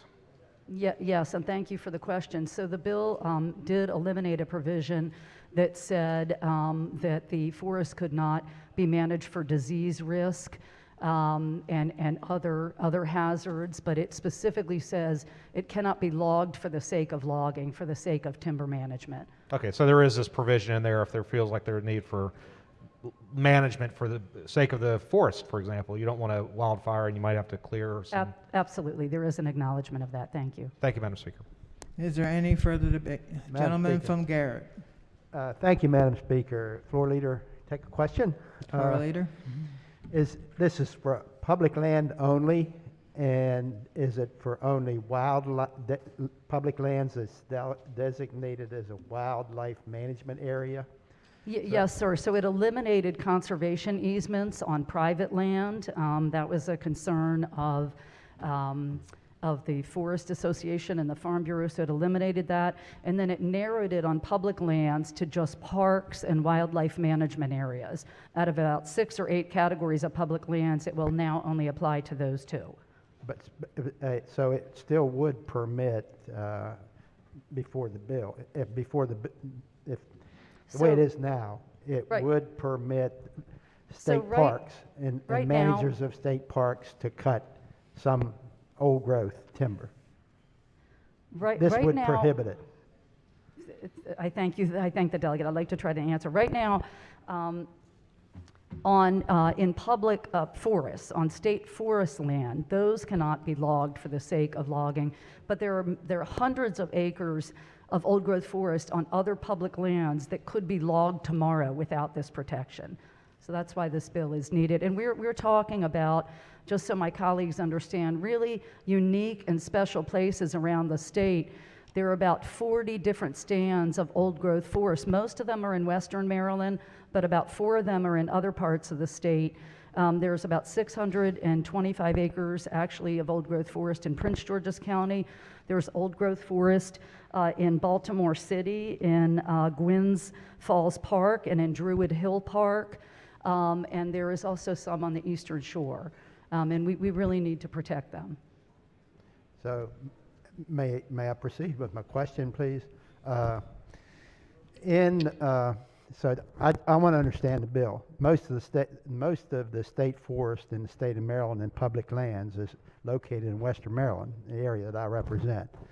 So like the parks, Swallow Falls, New Germany, Harrington Manor, all those parks, they still need to cut some trees in those parks to manage the parks correctly. And so does this prohibit the DNR or park managers from cutting some old trees in the state parks? Yeah, they can still be managed. As I said, it struck language around disease and other risks, but it cannot be logged for just the sake of logging, for timber harvesting. Okay. And parks do not have that protection at all right now.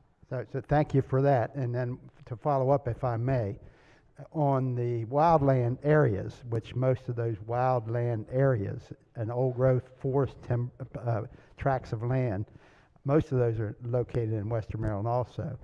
Does this prohibit any taking of trees or cutting trees in the wild land designated areas? Wildlands were taken out of the bill, but the other concern that was raised before they were taken out is that protections for old growth forest and wildlands tend to have to be stands of 500 acres or more. In these other places, in state parks and wildlife management areas, they tend to be smaller stands. But wildlife, those areas, the wild areas were taken out of the bill. All right, thank you for that, but I really, Madam, thank you for answering the questions. Madam Speaker, I would really support this bill, support the bill. And primarily the reason I support the bill is a number of years ago there was a proposal to put windmills on our parklands in Maryland, even in the wildlife areas. So I would support the bill to prevent windmills from being built on our state lands in Western Maryland. Thank you, Madam Chair. The gentleman from Washington County, Allegheny, wherever. Thank you, Madam Speaker. Madam Floor Leader, may I ask you a question, please? Floor Leader? Yes. So with the amendments that have been adopted by the committee, has that changed the Maryland Farm Bureau or the Maryland Forest Association? They had put unfavorables. Have they changed by chance? I'm sorry, what I heard Farm Bureau and Forest Association. What is the yeah, question? the Farm Bureau and the Forestry Association, Maryland, had put in unfavorable. Did your amendments take care of their concerns? Yes, for the Farm Bureau, yes, they have dropped their opposition. I've not talked to anyone from the Forest Association, but I think their primary concern was twofold. It was around the issue of involving private land, the conservation easements that I spoke of, and then secondly, on public land, the issue around risk management. And so by striking that language that talked about disease and other risks, I believe they should be satisfied by that. Well, thank you very much. Thank you, Madam Speaker. Thank you. Is there any further debate? If not, the clerk will call the roll. Madam Speaker?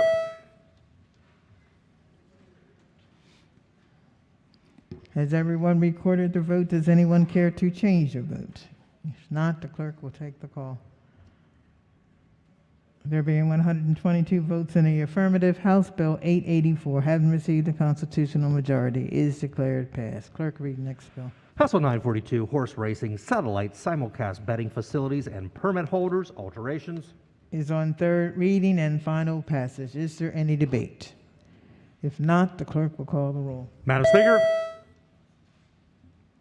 Has everyone recorded their vote? Does anyone care to change their vote? If not, the clerk will take the call. There being 128 votes in the affirmative, House Bill 942, having received a constitutional majority, is declared passed. Clerk will read next bill. House Bill 945, Carroll County multi-drawing raffles. Is on third reading and final passage. Is there any debate? If not, the clerk will call the roll. Madam Speaker?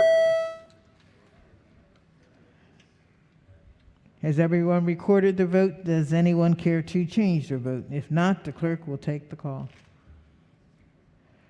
There being 129 votes in the affirmative, House Bill 945, having received a constitutional majority, is declared passed. Clerk will read the next bill. House Bill 1107, Maryland Sign Language Interpreters Act. Is on third reading and final passage. Is there any debate? If not, the clerk will call the roll. Madam Speaker? Has everyone recorded their vote? Does anyone care to change their vote? If not, the clerk will take the call.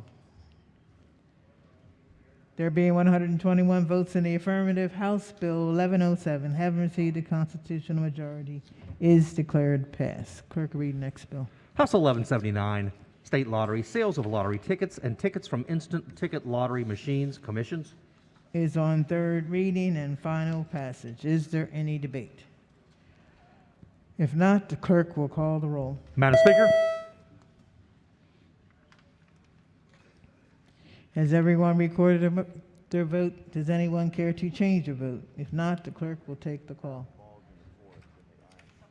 There being 130 votes in the affirmative, House Bill 1179, having received a constitutional majority, is declared passed. Madam Speaker. Gentleman from Talbot. Vote change HB 884 to green. Gentleman from Baltimore County. Thank you, Madam Speaker. Vote change for HB 254 and HB 812 to nay. Thank you. Gentleman from Washington County. Thank you, Madam Speaker. Vote change on House Bill 942 to no. Any other vote changes? Calendar of third reading, House Bills number 61. Clerk will read the first bill. House Bill 718, Anne Arundel County Local Development Council, delegate appointments. Is on third reading and final passage. Is there any debate? If not, the clerk will call the roll. Madam Speaker, Has everyone recorded their vote? Does anyone care to change their vote? If not, the clerk will take the call. There being 132 votes in the affirmative, House Bill 718, having received a constitutional majority, is declared passed. Clerk will read next bill. House Bill 745, election law, post-election tabulation audits, risk limiting audits. Is on third reading and final passage. Is there any debate? If not, the clerk will call the roll. Madam Speaker, Has everyone recorded their vote? Does anyone care to change their vote? If not, the clerk will take the call. There being 132 votes in the affirmative, House Bill 745, having received a constitutional majority, is declared passed. Clerk will read the next bill. House Bill 766, Children Residential Treatment Centers Education Funding. Is on third reading and final passage. Is there any debate? If not, the clerk will call the roll. Madam Speaker, Has everyone recorded their vote? Does anyone care to change their vote? If not, the clerk will take the call. There being 131 votes in the affirmative, House Bill 766, having received the constitutional majority, is declared passed. Clerk will read the next bill. House Bill 785, Baltimore City District Court Jobs Court Pilot Program. Is on third reading and final passage. Is there any debate? If not, the clerk will call the roll. Madam Speaker, Has everyone recorded their vote? Does anyone care to change their vote? If not, the clerk will take the call. There being 107 votes in the affirmative, House Bill 785, having received the constitutional majority, is declared passed. Madam Speaker. Recognizing gentleman from Baltimore County. My mistake. One more to the list here. HB 1107 to red. Thank you. Gentleman from the Eastern Thank you, Shore. Madam Speaker. Vote change 785 from green to red. Gentleman from Anne Arundel. Thank you, Madam Speaker. House Bill 1107 from green to red. Okay. Report of the Committee on Appropriations, report number 9. Clerk will read the first bill. House Bill 385, Maryland Economic Development Corporation, Student Housing Requirements, Leases, and Health or Safety Emergencies. Favor of the amendments. Amendment number 1. Recognizing the floor leader. Thank you, Madam Speaker. Move so much be considered the reading of the amendments. So ordered. The first amendment is technical. The second amendment strikes two provisions of the bill requiring Medco student housing to operate in the same manner as USM student housing, and instead adds transparency provisions, which the department is okay with, so that students in Medco student housing know information about Medco's role in student housing and how that role may be different from on-campus housing. Move the amendments. The question before the House is the adoption of the amendments. All in favor signify by saying aye. Opposed, no. The ayes have it. Amendments have been adopted. The question now is the adoption of the favorable report as amended. All in favor signify by saying aye.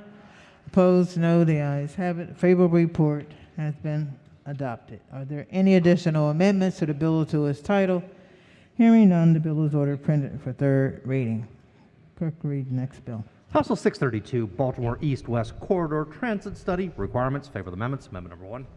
Recognizing the floor leader. Thank you, Madam Speaker. Move so much be considered the reading of the amendments. So ordered. Amendment 1 is technical. Amendment 2 specifies that the appropriations in the bill are contingent upon the receipt of federal funds. Move the amendments. Question for the House is the adoption of the amendments. All in favor signify by saying aye. Opposed, no. The ayes have it. The amendments have been adopted. The question now is the adoption of the favorable report as amended. All in favor signify by saying aye. Opposed, no. The ayes have it. Favorable report is adopted. Recognizing the minority whip. Thank you, Madam Speaker. I just have a couple questions for the floor leader, if I could. Morning, Counselor. Thank you. Good morning to you. So, I mean, is there anything being done in connection with a corridor study already as we sit here today? This corridor that's encompassed in the language of this particular bill? Well, I suppose that the Maryland Transit Administration is in the process of doing a regional corridor study around the greater Baltimore City area, so I suppose that is going on, if that's the question. Okay. So there is a study, apparently, that's already going on. Well, if I may. Yeah, certainly. Yeah, there's a much broader study of a lot of corridors in and around Baltimore City into the surrounding jurisdictions pursuant to legislation we passed a few years ago. There's nothing focused on this particular east-west study and the particulars that are actually laid out in the bill, which, as you know, relate to a project that's been around for quite a while. All right. So if we pass this particular bill that's before us today, and we dedicate the funding in accordance with the provisions of this bill, because that's still in there, right? Dedicated funding? Well, contingent on federal funds, yes. Okay. So what happens to projects then that are already in the pipeline? Well, this is a $5 million appropriation for, I think it's 4 fiscal years, contingent on federal funds. So to be honest with you, given the billions of dollars that the Maryland Department of Transportation deals with, and the amount of changes every year in their consolidated transportation program, I actually believe nothing will happen as a result of this bill to other projects in any substantive way. If you're asking what would happen if we construct the project called for in this bill does not mandate the construction of the project, so I'm not going to guess about what would happen in that situation. All right, thank you, sir. Are there any additional amendments to the bill to its title? Hearing none, the bill is ordered printed for third reading. Clerk will read the next bill. House Bill 662, Advisory Stakeholder Group on Autism-Related Needs, Interagency Disability Board, and the State Coordinator for Autism Strategy, Membership, Staffing, and Appointment. Favor the amendments. Amendment number 1. Recognizing the floor leader. Thank you, Madam Speaker. Move so much be the reading of the amendments. So ordered. Amendment number 1 is technical. Amendment number 2 requires the governor to fund a support staff position for the State Coordinator for Autism Strategy and changes the effective date to October 1st, 2022. Move the amendments. Question for the House is the adoption of the amendments. All in favor signify by saying aye. Opposed, no. The ayes have it. The amendments have been adopted. Question now is the adoption of the favorable report as amended. All in favor signify by saying aye. Opposed, no. The ayes have it. Favorable report is adopted. Are there any additional amendments to the bill to its title? Hearing none, the bill is ordered printed for third reading. Clerk will read next bill. House Bill 778, Transportation Investment Program, MARC Rail Service, Maryland Regional Rail Transformation Act. Favorable amendments. Amendment number 1. Recognizing the floor leader. Thank you, Madam Speaker. Move so much be the reading of the amendments. So ordered. Amendment 1 is technical. Amendment 2 specifies that the appropriations in the bill are that's the wrong folder. Sorry. I'm confident that Amendment 1 is still technical. Amendment 2 expands the scope of a MARC study to include a third track to Western Maryland, removes a requirement for design work for that third track, and adds a work group to study the Transportation Trust Fund and state transportation needs. Move the amendments. Question for the House is the adoption of the amendments. All in favor signify by saying aye. Opposed, no. The ayes have it. The amendments have been adopted. Question now is adoption of the favorable report as amended. All in favor signify by saying aye. Opposed, no. The ayes have it. Favorable report is adopted. Recognizing the minority leader. Thank you, Madam Speaker. I just had a question for my friend, the floor leader. Something caught my ear there. I'm not nearly as knowledgeable about public transportation. You are probably the acknowledged expert. You said something I guess about... it's pick on Mark Day, huh? It's yes, that's exactly. I don't want to use your full name, but yes. No, my question, I guess, is you said something about it removes something for Western Maryland or it changes something, and what is that? Can you explain that to me? Given that I am from Western Maryland, I'm just wondering what that is. Certainly. So it involves the Brunswick line, which is that train line that runs from D.C. through Montgomery County and then sort of branch between Frederick and then right along. west to, dare I say it to you, into West Virginia. It's a real place. And it's real close. There has been a long-term goal, as you probably know, for a third track on the Brunswick line to facilitate more commuter train service there. The bill has introduced mandated 30% design of that track, and that was going to be very expensive for the Maryland Transit Administration because they don't even have a concept study for that yet. Right. And so we pulled it back and said instead of requiring 30% design, we were just going to have them do the concept study. Okay. This does not change the legislation we passed for your colleague, the senator across the hall. The good senator from Hagerstown that talked about extending the rail line out into Washington County. All that potentially is beyond. still present. That has under nothing to do with MTA's this. Thank you. That was my question. I appreciate it.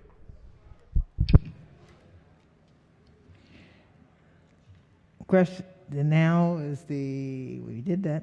Are there any additional amendments to the bill to its title? Hearing none, the bill is ordered printed for third reading. Clerk will read next bill. House Bill 794, Public Health Opioid Restitution Fund Advisory Council. Favorable amendments. Amendment number 1. Recognizing the floor leader. Thank you, Madam Speaker. Move so much be the reading of the amendments. So ordered. The amendment changes the membership and staffing of the Advisory Council by adding a member to the council who is recommended by the Maryland Association of Counties and requires that the Opioid Operational Command Center staff the Advisory Council. Move the amendments. Question for the House is the adoption of the amendments. All in favor signify by saying aye. Opposed, no. The ayes have it. The amendments have been adopted. The question now is the adoption of the favorable report as amended. All in favor signify by saying aye. Opposed, no. The ayes have it. The favorable report is adopted. Are there any additional amendments to the bill to its title? Hearing none, the bill is ordered printed for third reading. Clerk will read the next bill. House Bill 872, University System of Maryland Student Withdrawal Reimbursement of Tuition and Fees, the Cameron Carden Act of 2022. Favorable amendments. Amendment number 1. Recognizing the floor leader. Thank you, Madam Speaker. Move so much be considered the reading of the amendments. So ordered. The first amendment is technical. The second amendment applies the bill to all public institutions of higher education and alters the bill to require institutions to adopt policies related to withdrawals for extenuating circumstances. Move the amendments. The question for the House is the adoption of the amendment. All in favor signify by saying aye. Opposed, no. The ayes have it. The amendments have been adopted. The question now is adoption of the favorable report as amended. All in favor signify by saying aye. Opposed, no. The ayes have it. The favorable report is adopted. Are there any additional amendments to the bill or to its title? Hearing none, the bill is ordered printed for third reading. Clerk will read next bill. House Bill 966, Higher Education Academic Credit for Prior Learning Examinations, Policies, and Procedures. Favorable amendments. Amendment number 1. Recognizing the floor leader. Thank you, Madam Speaker. Move so much be the reading of the amendments. So ordered. Amendment number 1. There is one amendment. Amendment number 1 is technical. Move the amendment. Question for the House is the adoption of the amendment. All in favor signify by saying aye. Opposed, no. The ayes have it. The amendment has been adopted. Question now is adoption of the favorable report as amended. All in favor signify by saying aye. Opposed, no. The ayes have it. Favorable report is adopted. Are there any additional amendments to the bill or to its title? Hearing none, the bill is ordered printed for third reading. Clerk will read the next bill. House Bill 1026, Human Services Two-Generation Family Economic Security Commission Membership and Compensation. Favorable amendments. Amendment number 1. Recognizing the floor leader. Thank you, Madam Speaker. Move so much be the reading of the amendment. So ordered. The amendment removes the stipend for the member who lived with lived experience in poverty. Move the amendments. Question for the House is the adoption of the amendment. All in favor signify by saying aye. Opposed, no. The ayes have it. The amendment has been adopted. Question now is adoption of the favorable report as amended. All in favor signify by saying aye. Opposed, no. The ayes have it. The favorable report is adopted. Are there any additional amendments to the bill or to its title? Hearing none, the bill is ordered printed for third reading. Clerk will read the next bill. House Bill 1041, Department of Human Services Family Investment Program, Contract and Program Review. Favor the amendments. Amendment number 1. Recognizing the floor leader. Thank you, Madam Speaker. Move so much be the reading of the amendments. So ordered. Amendment number 1 is technical. Amendment number 2 strikes performance-based incentives for non-governmental contractors and compensation for specified stakeholders.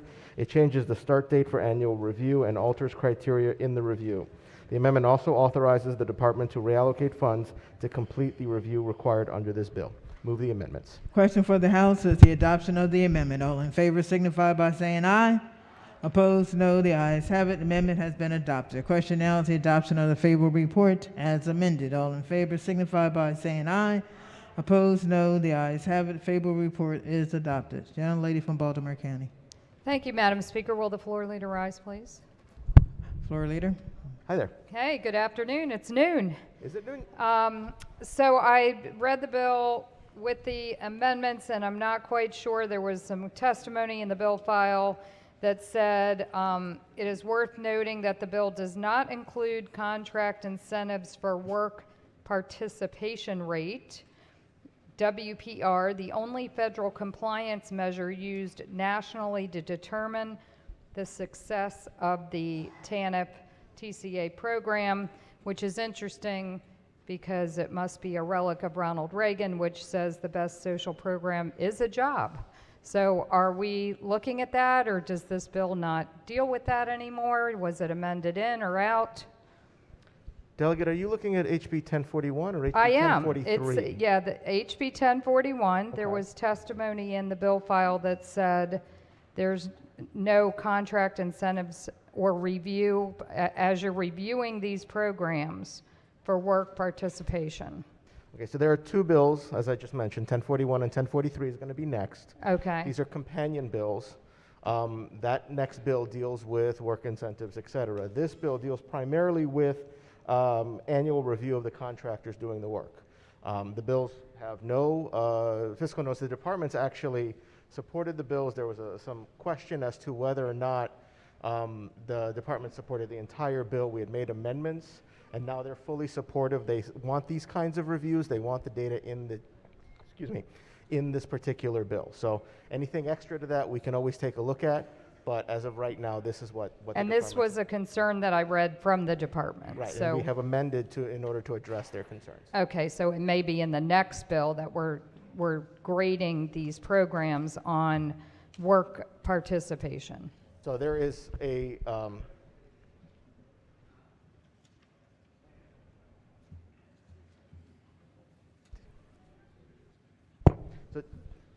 the next bill has requirements for the work participation requirements and other aspects. To be reviewed. So we're making sure that these contractors, that third parties, NGOs that are bidding on these things and completing projects are actually helping people get a job. The departments are actually happy with the both amended bills together. Okay, thank you so much. Thank you. Are there any additional amendments to the bill to its title? Hearing none, the bill is ordered printed for third reading. Clerk, read next bill. House Bill 1043, Family Investment Program, Eligibility, Work Experience, Community Service, and Reports, Alterations. Favorable amendments. Amendment number 1. Recognizing the floor leader. Thank you, Madam Speaker. I'm getting my exercise today. Move so much be the reading of the amendments. So ordered. Amendment number 1 is technical. Amendment number 2 strikes the bill's requirements on reporting the work participation rate and verification of work hours. It also strikes the various requirements for work sites used for work experience. Move the amendments. Question for the House is the adoption of the amendment. All in favor signify by saying aye. Opposed, no. The ayes have it. The amendments have been adopted. Question now is adoption of the favorable report as amended. All in favor signify by saying aye. Opposed, no. The ayes have it. Favorable report is adopted. Are there any additional amendments to the bill or to its title? Hearing none, the bill is ordered printed for third reading. Clerk will read next bill. House Bill 1048, Commission on African American History and Culture, Alterations, Senator Verda Welcome Act. Favorable amendments. Amendment number 1. Recognizing the floor leader. Thank you, Madam Speaker. Move so much be the reading of the amendment. So ordered. Amendment number 1 is technical. Amendment 2 removes a requirement that the Maryland Historical Trust provide support for capital projects and removes additional capital funding for the museum. Move the amendments. Question. Excuse me. Question for the House is the Are there any additional amendments to the bill or to its title? Excuse me? Question for the House is adoption of the amendment. All in favor signify by saying aye. Opposed, no. The ayes have it. Amendments have been adopted. Question now is adoption of the favorable report as amended. All in favor signify by saying aye. Opposed, no. The ayes have it. The favorable report is adopted. Are there any additional amendments to the bill to its title? Hearing none, the bill is ordered printed for third reading. Clerk will read next bill. House Bill 1290, Education, Public School Construction, Funding, and Administration. Favorable amendments. Amendment number 1. Madam Speaker. Recognizing the committee chair. Thank you, Madam Speaker. Move so much be the reading of the amendments. So ordered. Amendment number 1 is technical. Amendment number 2 makes clarifying changes to the Prince George's County P3 program, adds certain provisions to the statewide facilities assessment, renames the priority fund to the Nancy K. Kopp Public School Facilities Priority Fund, makes changes to the Baltimore City 21st Century Schools program, addresses concerns related to the ETF revenue and built-to-learn bond proceeds, corrects drafting errors from the Built-to-Learn Act, and provides for the application of certain provisions of this act. Move the amendment. Question for the House is the adoption of the amendments. All in favor signify by saying aye. Opposed, no. The ayes have it. The amendments have been adopted. The question now is adoption of the favorable report as amended. All in favor signify by saying aye. Opposed, no. The ayes have it. Favorable report is adopted. Are there any additional amendments to the bill or to its title? Hearing none, the bill is ordered printed for third reading. Clerk will read next bill. House Bill 1380, General Provisions, LGBTQ Veterans, Honorable Discharge, Restoration of Honor Act. Favorable. Question for the House is the adoption of the favorable report. All in favor signify by saying aye. Opposed, no. The ayes have it. Favorable report is adopted. Are there any amendments to the bill or to its title? Hearing none, the bill is ordered printed for third reading. Clerk will read next bill. House Bill 1450, Blueprint for Maryland's Future, Implementation Plans and Fund Alterations. Favorable amendments. Amendment number 1. Recognizing the committee chair. Thank you very much, Madam Speaker. Move so much be the reading of the amendments. There are two amendments. So ordered. There are two amendments. Amendment number 1 is technical. Amendment number 2 makes changes to the use of concentration of poverty grants, requires MSDE to submit a certain report, and makes technical changes to the blueprint at the request of the AIB. Move the amendments. Question for the House is the adoption of the amendments. All in favor signify by saying aye. Opposed, no. The ayes have it. The amendment has been adopted. The question now is adoption of the favorable report as amended. All in favor signify by saying aye. Opposed, no. The ayes have it. Favorable report is adopted. Are there any additional amendments to the bill or to its title? Madam Speaker. Recognizing the gentleman from Calvert. Thank you, Madam Speaker. I do have a couple of questions on this. Yes, Committee Chair. Good afternoon. My questions start out with, what is this? How is this changing the blueprint? House Bill 1450. You may recall that when the blueprint was passed, it was vetoed, and then we overrode the veto. And a lot of the changes within this actually changed the dates of reports that the AIB in particular has requested. That's one. Second, I would say, if you read the fiscal note, you see that there's a reduction in special funds, but an increase in general funds. The Comptroller's Office requested that we change the blueprint bill so that they do not have to determine whether the sales tax coming in from an item was done online or at a retail store. So what we've done is basically compute what we believe to be the average sales that have been coming in online, and actually just say, withhold this amount each year from the general fund. That way they don't have to go through what has been a very difficult process for them. So does the digital tax have something to do with this? The download digital, I believe that's in court, isn't it? Yeah. Okay, It's I the just advertising. I thought it yes. was mentioning something about yes. Digital tax being one of the funding Yes. mechanisms, and I guess that's in court now because. Yeah. Okay. The download. Right. The digital advertising's in court. Yeah, this is digital Okay, download. so that But because we haven't. The have we- particular change, I think, was more about the online versus retail. Have we collected any revenue from that tax? Oh, yes, not the digital advertising, but we have collected revenue from it. Got it. And has any part of the blueprint been actually implemented in the classroom?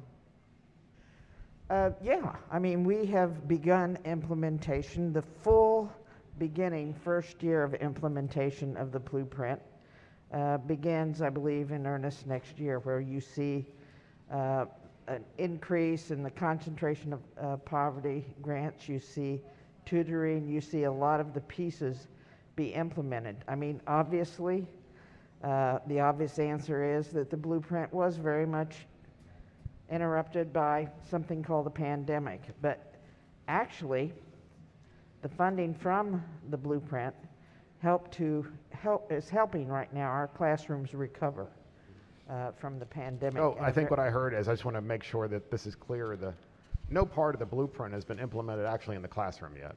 I think that's pretty clear. I mean, that's what you said, it's just it was. Yeah, that's not right. There is salaries, there's tutoring, there's a number of pieces that have begun, and next year in earnest, there will be really the full implementation will begin. Okay. No, I appreciate that. It's just that's not what we're seeing in our county, but I appreciate the answers. Thank you. Appreciate it. You'll see it. Are there any additional amendments to the bill to its title? Hearing none, the bills are printed for third reading. Report of the Committee on Appropriations, report number 10. Clerk will read the bill. House Bill 1469, School Arts Fund established. Favor of the amendments. Amendment number 1. Recognizing the floor leader. Thank you, Madam Speaker. Move so much be considered the reading of the amendment. So ordered. The amendment corrects a typo. Move the amendment. Question for the House is the adoption of the amendment. All in favor signify by saying aye. Opposed, no. The ayes have it. The amendment has been adopted. The question now is adoption of the favorable report as amended. All in favor signify by saying aye. Opposed, no. The ayes have it. Favorable report is adopted. Are there any additional amendments to the bill to its title? Recognizing the gentleman from Prince George's. Prince George's. Thank you, Madam Speaker. Madam Speaker, I have an amendment at the desk. Amendment 133527/1. Amendment number 1. Madam Speaker, we've had a lot of So fun. much be considered. Move so much to be considered the reading of the amendment. So ordered. Thank you. Madam Speaker, we've had a lot of fun this session honoring our great chair of the Appropriations Committee, someone who's been a mentor to me and so many of us. We've heard about her stewardship as the chair of the Environmental Matters Committee, protecting our bay and cleaning up our environment. We know about the work that she's done on the Appropriations Committee, bringing historic funding for school construction as one of the architects of the blueprint and the Quorum Commission. What a lot of people don't know is that none of these great jobs which she loved were her favorite job that she's ever had. If you talk to her, you know her favorite job was where she started, as a teacher, an art teacher in Baltimore City Schools. And so it's very fitting, I think, that we bring this, excuse me, Madam Speaker, we bring this amendment on behalf of the entire Appropriations Committee to name this great program after someone I think we all dearly love, all of our mentor, Delegate Maggie McIntosh. I move the amendment.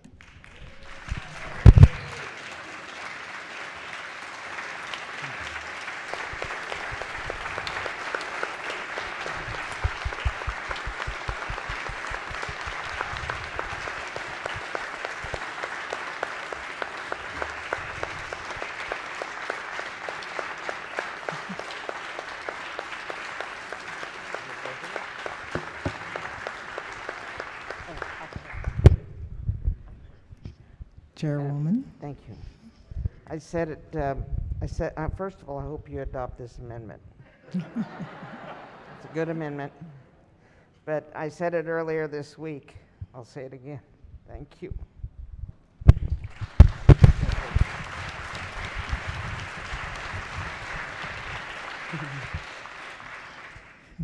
Madam Speaker? Chairwoman from Baltimore City. Thank you so much. I just want to say that for the chair of the Appropriations Committee, for people who are not aware of what this bill would do, it would provide more access to art supplies in schools with high concentrations of poverty across Baltimore City. And as we all know that Madam Chair began her career as an arts educator, there was testimony we received in this bill hearing that I thought was fitting for this occasion.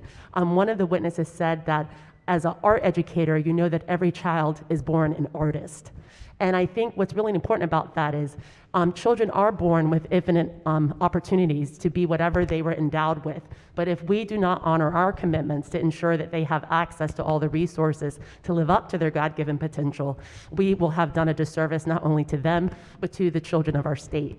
And Madam Chair knows that, has always known that, has dedicated her service to that pursuit. And one of the things that was also shared yesterday in regards to that is that if we do believe that every child is born an artist, it is not that we are here to give them a voice, it's to amplify the voices they already have. Thank you, Madam Chair, for using your voice to amplify the voices of others, and is with a deep well of gratitude and great enthusiasm that I urge the body to vote green on this amendment. On the amendment. Madam Speaker, as a follow-up to my comments earlier, I'm happy that the Gentleman committee is from taking... Caroline. Thank you, Madam Speaker. As a follow-up to my comments earlier, I'm happy that the committee is taking this as a friendly amendment, and I thank you.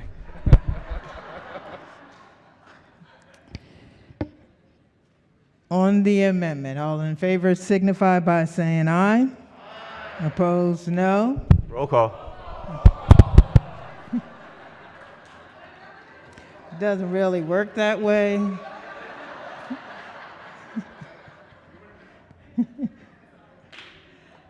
Okay, let's start that again. All in favor signify by saying aye. Anyone opposed? The ayes have it. The favorable report is adopted. Well deserved.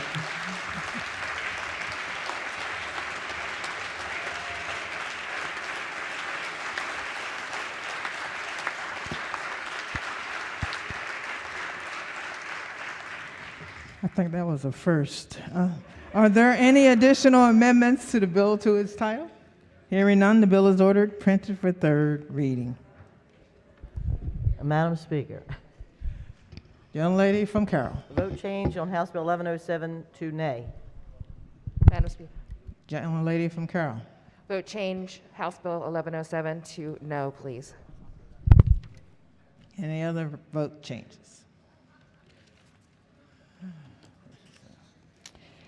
Report of the Committee on Health and Government Operations, report number 9. Clerk will read the first bill.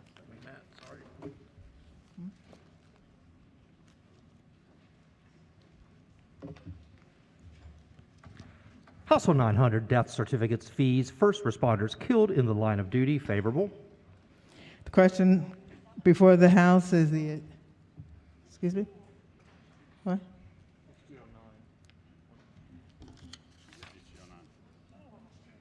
Yeah.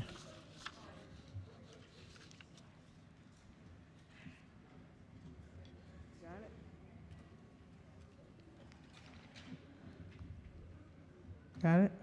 Okay. Question for the House is the adoption of the favorable report. All in favor signify by saying aye. Opposed, no.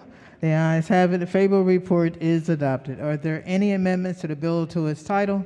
Hearing none, the bill is ordered, printed for third reading. Clerk will read the next bill. House Bill 971, Maryland Medical Assistance Program, Substance Abuse Treatment, Network Adequacy, favorable.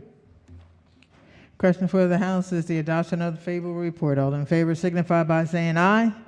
Opposed, no. The ayes have it. Favorable report is adopted. Are there any amendments to the bill to its title? Hearing none, the bill is ordered, printed for third reading. Clerk will read the next bill.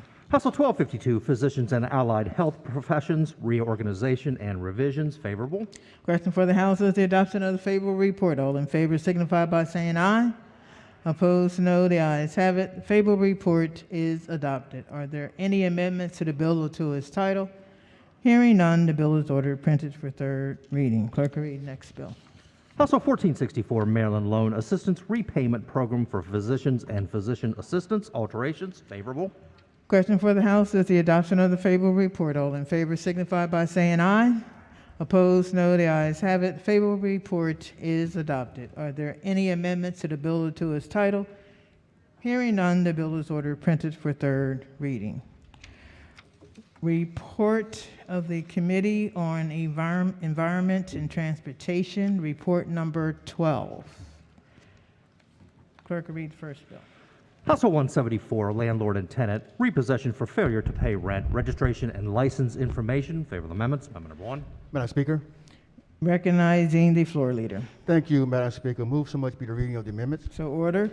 As amended, the bill requires a landlord or landlord's agent filing a written complaint for repossession of property due to tenant failure to pay rent to plead and demonstrate. I'm so sorry, Madam Speaker. Report due to a tenant failing to pay rent to plead and demonstrate certain information pertaining to local rental license procedures.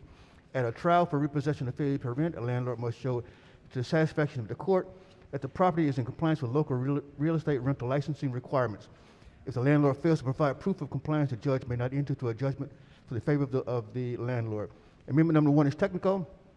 Amendment number 2 codifies provisions of McDaniel versus Baranowski case with regard to requiring pleading and summary judgment case for failure to pay rent, strikes provisions of the bill as drafted requiring the submission of certain documents, strikes language pertaining to provisional or temporary licenses, makes certain standards pertaining to lead registration and potential issue of a material fact in trial, provides that during trial the landlord shall have the burden to provide satisfaction to the court that the rental property is in compliance with or exempt application of local rental license provisions.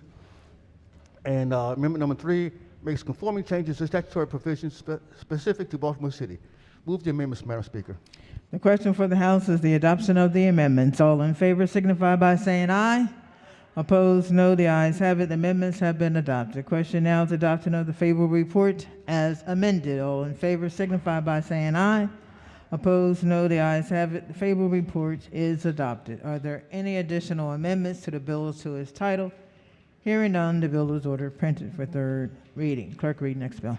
House Bill 874, Prince George's County Natural Resources Sunday Deer Hunting and Archery Hunting Safety Zones. Favorable amendments. Amendment number 1. Recognizing the floor leader. Thank you, Madam Speaker. Move so much be the reading of the amendment. So order. As amended, House Bill 874 decreases the archery hunting safety zone in Prince George's County to 50 yards from a dwelling house, residence, church, or other building or camp. Move the amendment. Question for the House is the adoption of the amendment. All in favor signify by saying aye. Opposed, no. The ayes have it. The amendment has been adopted. The question now is the adoption of the favorable report as amended. All in favor signify by saying aye. Opposed, no. The ayes have it. The favorable report is adopted. Are there any additional amendments to the bill or to its title? Hearing none, the bill is ordered printed for third reading. Clerk, read next bill. House Bill 876, Maryland Forestry Education Fund Establishment. Favorable amendments. Amendment number 1. Recognizing the floor leader. Thank you, Madam Speaker. Move so much be considered the reading of the amendment. So ordered. The amendment reduces the annual mandated appropriation to $250,000 beginning in FY 2024. Move the amendment. Question for the House is the adoption of the amendment. All in favor signify by saying aye. Opposed, no. The ayes have it. The amendment has been adopted. Question now is the adoption of the favorable report as amended. All in favor signify by saying aye. Opposed, no. The ayes have it. Favorable report is adopted. Are there any additional amendments to the bill or to its title? Hearing none, the bill is ordered printed for third reading. Clerk, read next bill. House Bill 1052, Public Safety Gas Piping Systems Construction Requirements. Madam Speaker. Recognizing the floor leader. Thank you, Madam Speaker. Move so much be the reading of the amendment. So ordered. As amended, this bill prohibits the use of non-arc resistant jacketed corrugated stainless steel tubing in certain natural gas or liquefied propane applications. The amended bill only applies to a building that causes fuel gas piping systems that is not subject to certain provisions in the code of the federal regulations. The amendments are the bill. Move the amendments, Madam Chair. Madam Speaker. The question before the House is the adoption of the amendments. All in favor signify by saying aye. Opposed, no. The ayes have it. The amendments have been adopted. Question now is the adoption of the favorable report as amended. All in favor signify by saying aye. Opposed, no. The ayes have it. The favorable report is adopted. Gentleman from Baltimore County. Thank you, Madam Speaker. Could the floor leader please rise for a few questions? Floor leader. Thank you, Madam Speaker. Thank you. Does this stainless steel piping you're talking about have anything to do with marinas and things of that nature? Have anything to do with what? Marinas with fuel? Marina fuel. Marinas, where you put your boat. Boat marinas. No, it does not. All right, can you explain this and unpack this a little bit? Because I got an email, something regarding this, and I just want to make sure what we're talking about. No, this bill is, if you recall a couple of years ago, there were 2 firefighters that were tragically killed because of lightning strike on a home, which caused the pipes to explode because they were carrying gas. What this bill does, it says that you must have a certain type of piping in the structure that when lightning hits the house, that the lightning is grounded so it doesn't burst the pipe and cause the fire that killed the 2 firefighters. All right, thank you. I just heard stainless steel, and like I said, I got a concerned citizen that called me about stainless steel piping at his marina where he keeps the boat, where there are more boats. Not applicable, sir. All right, thank you. Are there any additional amendments to the bill or to its title? Hearing none, the bill is ordered, printed for third reading. Clerk will read next bill. House Bill 1064, Real Property Actions for Possession, Pet Protections. Favorable amendments. Amendment number 1. Recognizing the floor leader. Thank you, Madam Speaker. Oops, wrong page. Thank you, Madam Speaker. Move so much be the reading of the amendments. So ordered. As amended, the bill establishes procedures to protect pets when property is repossessed for failure to pay rent, breach of lease, tenant holding over, or wrongful detainer actions. The procedures are applicable for actions filed on or after October 1st, 2022. Amendment number 1, Madam Speaker, is technical. Amendment number 2 specifies that certain duties of a landlord begin on a certain date. Also in Amendment number 2, Madam Speaker, it specifies the duties of a landlord in the Maryland judiciary with regard to dissemination of certain fact sheet produced by the Maryland Department of Agriculture. And finally, Amendment number 2, Madam Speaker, ends with making technical corrections. Move the amendments, Madam Speaker. The question for the House is the adoption of the amendments. All in favor signify by saying aye. Opposed, no. The ayes have it. The amendments have been adopted. Question now is the adoption of the favorable report as amended. All in favor signify by saying aye. Opposed, no. The ayes have it. The favorable report is adopted. Are there any additional amendments to the bill or to its title? Hearing none, the bill is ordered printed for third reading. Clerk, read next bill. House Bill 1200, Environment Permit Applications, Environmental Justice Screening. Favorable amendments. Amendment number 1. Recognizing Vice Chair of the committee. Thank you, Madam Speaker. So much be considered the reading of the amendments. So ordered. As amended, the bill requires a person who is applying for a certain permit issued by MDE to include the EJ score from the Maryland EJ tool for the census tract where the applicant is seeking a permit. Amendment number 1 makes technical changes. Amendment number 2 alters certain terminology, requires MDE to review the EJ score to verify the applicant's information, and requires certain notices to include a description of the environmental justice indicators contributing to the area's EJ score. Move the amendments. Question for the House is the adoption of the amendments. All in favor signify by saying aye. Opposed, no. The ayes have it. The amendments are adopted. Question now is adoption of the favorable report as amended. All in favor signify by saying aye. Opposed, no. The ayes have it. The favorable report is adopted. Are there any additional amendments to the Madam bill Speaker. to its title? Are you asking for something else? Yeah, I had a question for Yes. the floor. Yes. Could the floor leader rise? Gentleman from Baltimore County. Thank you. Would this affect when you're putting piers or any kind of shoreline enhancement in? Because MDE has to give you a permit to do that. The types of permits that this applies to are ones that are subject to public notice requirements. So in this case, no. Well, you do have to notify the public when you're putting a pier in. You have to post the property, and MDE, I believe, also put something. Baltimore County, I'm sorry, Baltimore County has to put a notice out, so that's why I was asking. Well, does the Department of the Environment put out a notice? This applies only when MDE requires a notice, a public notice. Okay, thank you. Gentleman from Calvert. Thank you, Madam Speaker. So question also for the floor leader, questions. Vice Chair of the committee. So the bill is environment, permit applications, environmental justice screening, House Bill 1200. And my question is, what is environmental justice screening? It is a score that will be determined by an environmental justice tool that the Department of the Environment is putting together. And the factors that will be included in this score will include pollution burden, and these are in the bill, pollution burden exposure, pollution burden environmental effects, sensitive populations, and socioeconomic factors.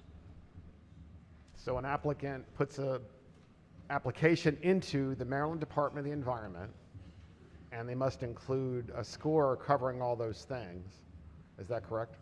That's right. It only applies to certain categories of applications, and basically those are permit applications for which MDE has to issue public notice.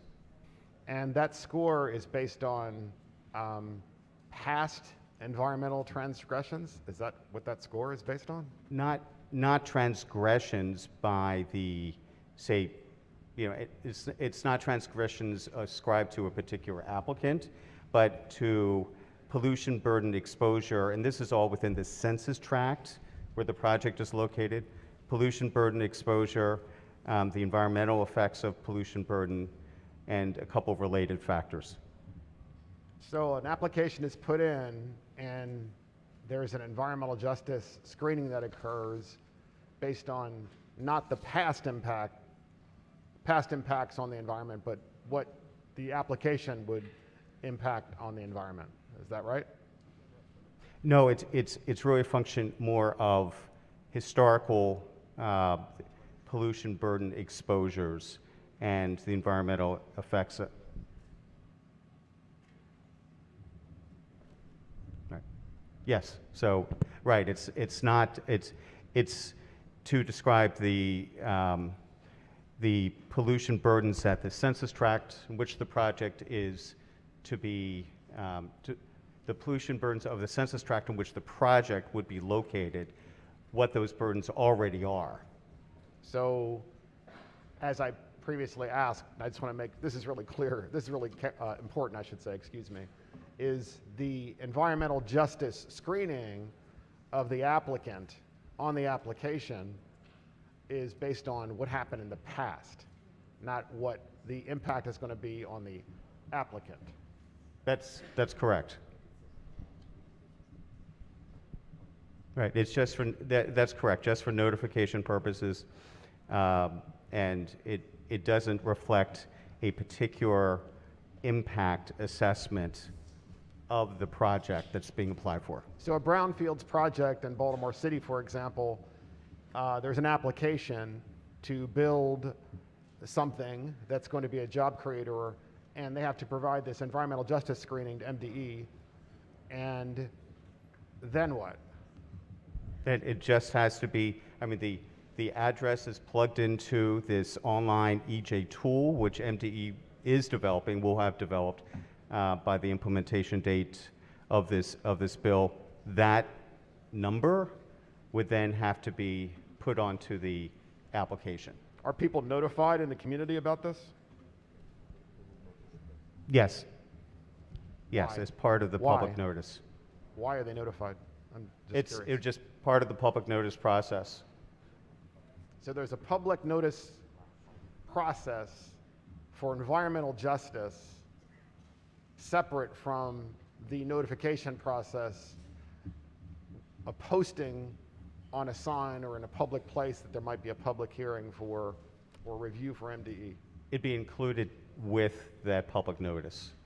And can you please, because I don't know, and I did ask the department, I want you to know I did, they couldn't define what environmental justice was as this bill relates to. I read the bill, but they said there's really no language. Well, the bill as amended says that environmental justice has the meaning stated in section 1-701 of this title. So it's referring back to a definition that's already in code. But we don't know what that definition is. Let me see if I can find it very fast. I did ask, just so you know, and they didn't seem to know themselves. It's not in the bill, but if we can check to see if we can pull it up very fast.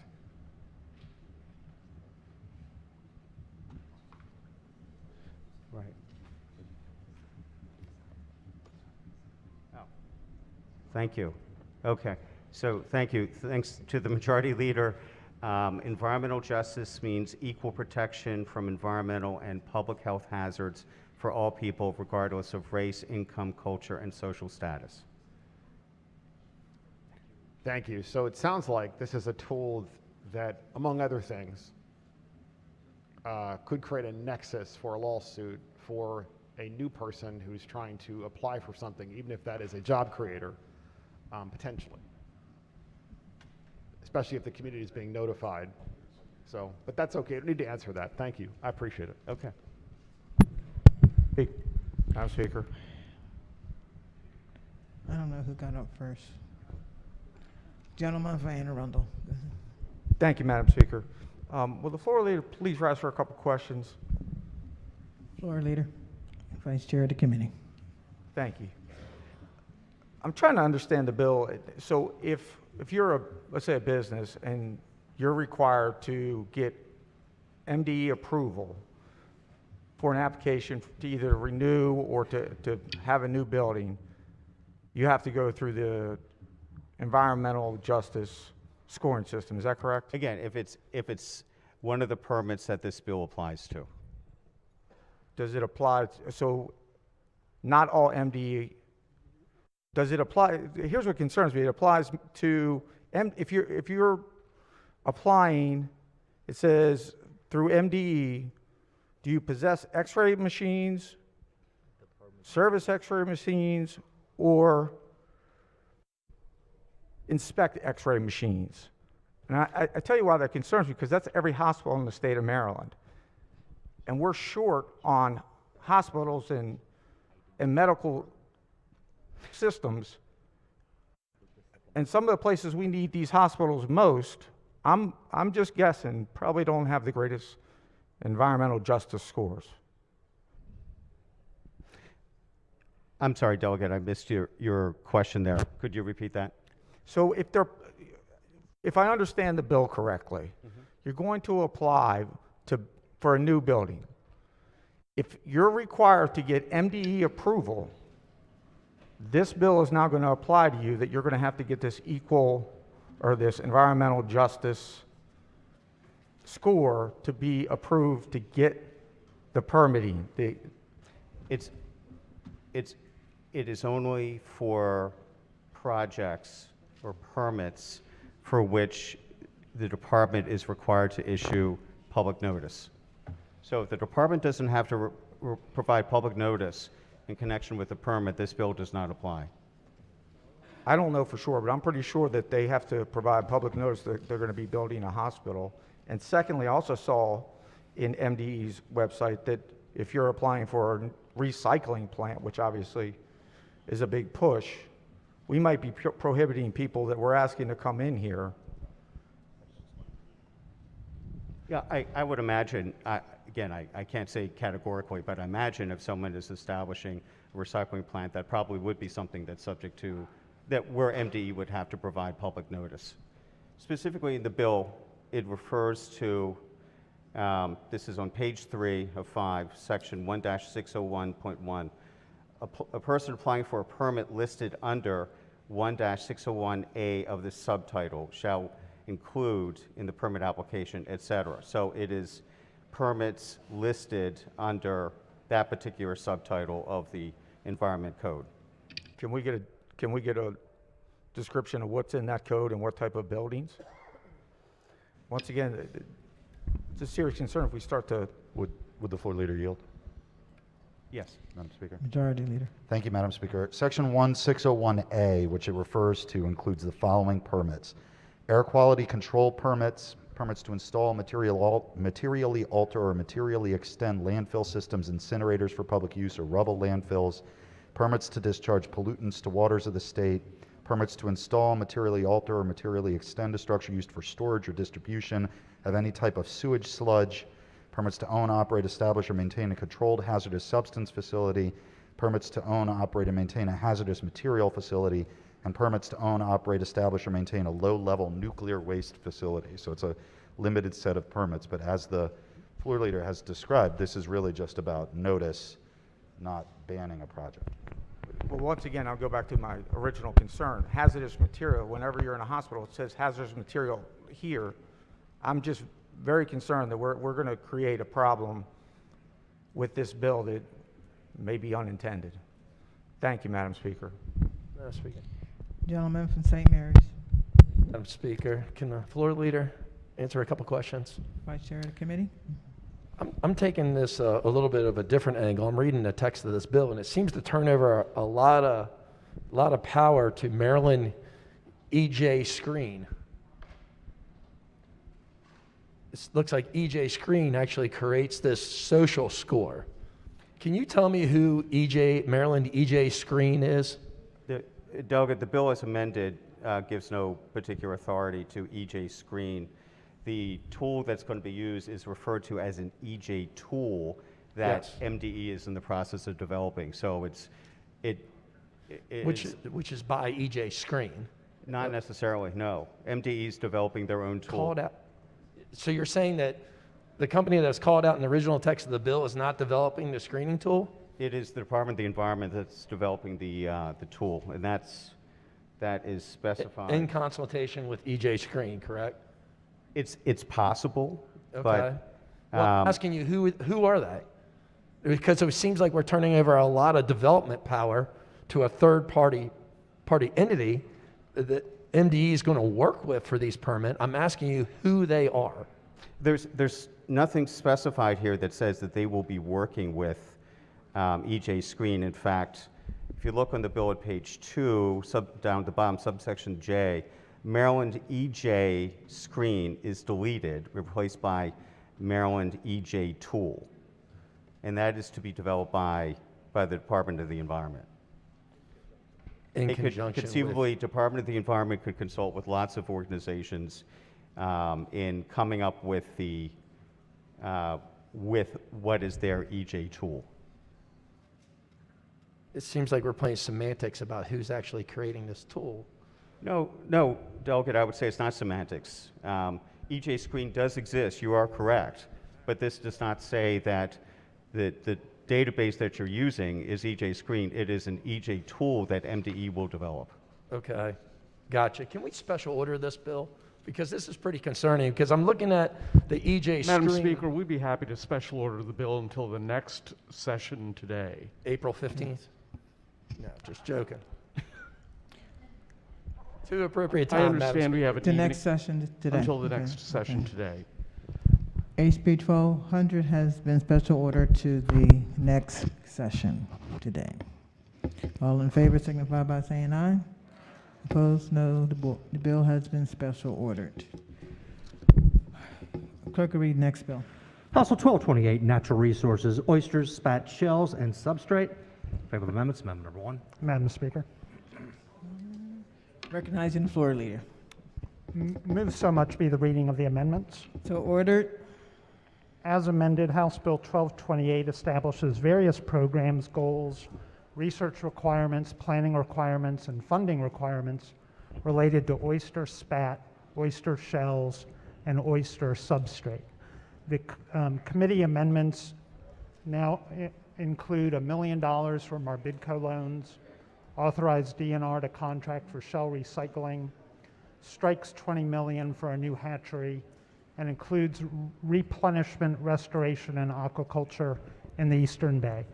Move the amendments. Question for the House is the adoption of the amendments. All in favor signify by saying aye. Opposed, no. The ayes have it. Amendments have been adopted. Question now is adoption of the favorable report as amended. All in favor signify by saying aye. Opposed, no. The ayes have it. Favorable report is adopted. Gentleman from Talbot. Thank you, Madam Speaker. I'm going to ask to special order this bill for consideration at the next session, but I got a couple questions for the floor leader before I do that. Is that okay? That's fine. Floor leader. That's Yes. fine. Good afternoon. Okay. Yes, yeah. But I did that kind of backwards. I should ask the questions first. But with this bill, I've been tracking it, trying to keep an eye on it. It's changed a lot. What is the outcome? What are we trying to do? Well, the bill covers a number of areas to restore, replenish aquaculture and oysters, study oysters in the bay, work on the eastern bay in particular, study the bottom of the bay. It works with UMCs, it works with Virginia Marine Institute. It's a wide-ranging bill providing funding for the Patuxent Aquatic and Environmental Research Lab and UMCs. Yeah, I've read through the bill. So are we trying to improve access to shell? Are we trying to improve recruitment? Are we trying to restore Eastern Bay? Are we trying to, what are the goals? Yes, Delegate, you named three important goals in this bill. Well, we could go, and also, we didn't mention this, the Bay Bottom Survey, that's one of the goals also, right? Yeah, that's right, Delegate. And so, the last time, do you know the last time we did a Bay Bottom Survey? Well, it wasn't the Yates bars. I understand it's the 1980s. The 1980s? Okay. And then when you did committee hearings, did you receive any testimony on the recent sanctuary report that was released by the Department of Natural Resources? Yeah, I believe we did, yes. So you're familiar with the results of that report? We did see that. It's not top of my mind right now, but yes, we did see that. And then do you have any information, or have you reviewed information on oyster recruitment currently in the Bay in the last 2 years? Yes. All of that is ongoing work that DNR does, and this bill is a wide-ranging investment in replenishment in aquaculture for the entire Bay. And do you know the last time a survey was done of the Harris Creek or the Little Chop Tank major restoration areas? Is the Harris Creek one of the 5 sanctuaries? Yes, it is. It's the biggest. I don't know that I can tell you the last time, but those are active sanctuaries that are constantly being evaluated. Okay, well, I want to run those by you, and I wanted to find out what information you had. I'm going to put together some amendments, and then I'll make sure to get information to you so we both have the same working knowledge of what's being discussed. So I would like to request that we special order the bill till the next session, Madam Speaker. Question for, Chairman says fine. Question for the House is special order HB 1228 until the next session. All in favor signify by saying aye. Opposed, no. The bill has been special ordered. Clerk will read the next bill. Also 1343, major state contractors, donations to advocacy organizations, disclosure, favorable amendments. Amendment number 1. Madam Speaker. Recognizing floor leader. Thank you, Madam Speaker. Move so much be considered the reading of the amendments. So ordered. The amendments move the bill's language to the state finance and procurement article and clarify that a procurement contract for a major state project includes all options, renewals, and other extensions. Move the amendments. Question for the House is the adoption of the amendments. All in favor signify by saying aye. Opposed, no. The ayes have it. The amendments have been adopted. Question now is adoption of the favorable report as amended. All in favor signify by saying aye. Opposed, no. The ayes have it. Favorable report is adopted. Recognizing the minority whip. Thank you, Madam Speaker. I had a conversation with the chairman of the committee, and I'd move to special order this till the appropriate time next session for purposes of amendment. Okay. Question for the House, the special order HB 1343 until the appropriate time next session. All in favor signify by saying aye. Opposed, no. It's a weak one. Okay. All right. Opposed, no. The ayes have it. Bill has been special ordered until next session. Clerk will read next bill. House Bill 1433, State Highways, Designations, Piscataway Highway. Favor of amendments. Amendment number 1. Recognizing the floor leader. Thank you, Madam Speaker. Move so much be considered the reading of the amendment. So ordered. The amendment simply adds sponsors. Move the amendment. Question for the House is the adoption of the amendment. All in favor signify by saying aye. Opposed, no. The ayes have it. The amendments have been adopted. Question now is the adoption of the favorable report as amended. All in favor signify by saying aye. Opposed, no. The ayes have it. Favorable report is adopted. Are there any additional amendments to the bill to its title? Hearing none, the bill is ordered printed for third reading. Madam Speaker. Gentleman from Baltimore County. Yeah, I have a change on House Bill 682 to yay. Thank you. Message from the Senate. Senate bills introduced in the House. The clerk will read the bills and committee assignments. Senate Bill 290, the President, Appropriations. Senate Bill 427, Senator West, Environment and Transportation. Senate Bill 705, Senator Zucker, Ways and Means. Senate Bill 825, Senator Kramer, Economic Matters, by order of Sylvia Seeger, Chief Clerk.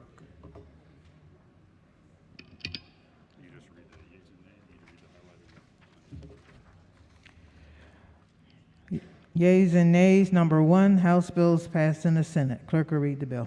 House Bill 1486. Can I get all the leaders to come up front, please?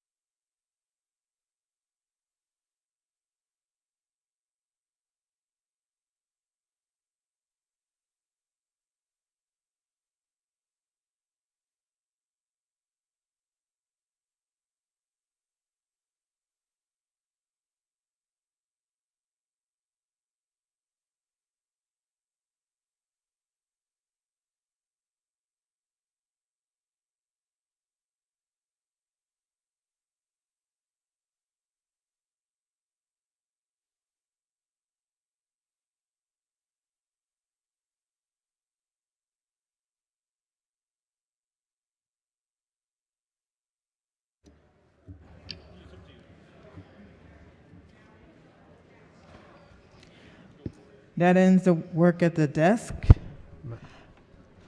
Gentleman from Tower. Thank you, Madam Speaker. I have a vote change on HB 785. I'd like to be recorded in the green. Okay. Is everyone out of the lounge? Town was just going to have an announcement too. Okay. So, did they notice that? Or did I?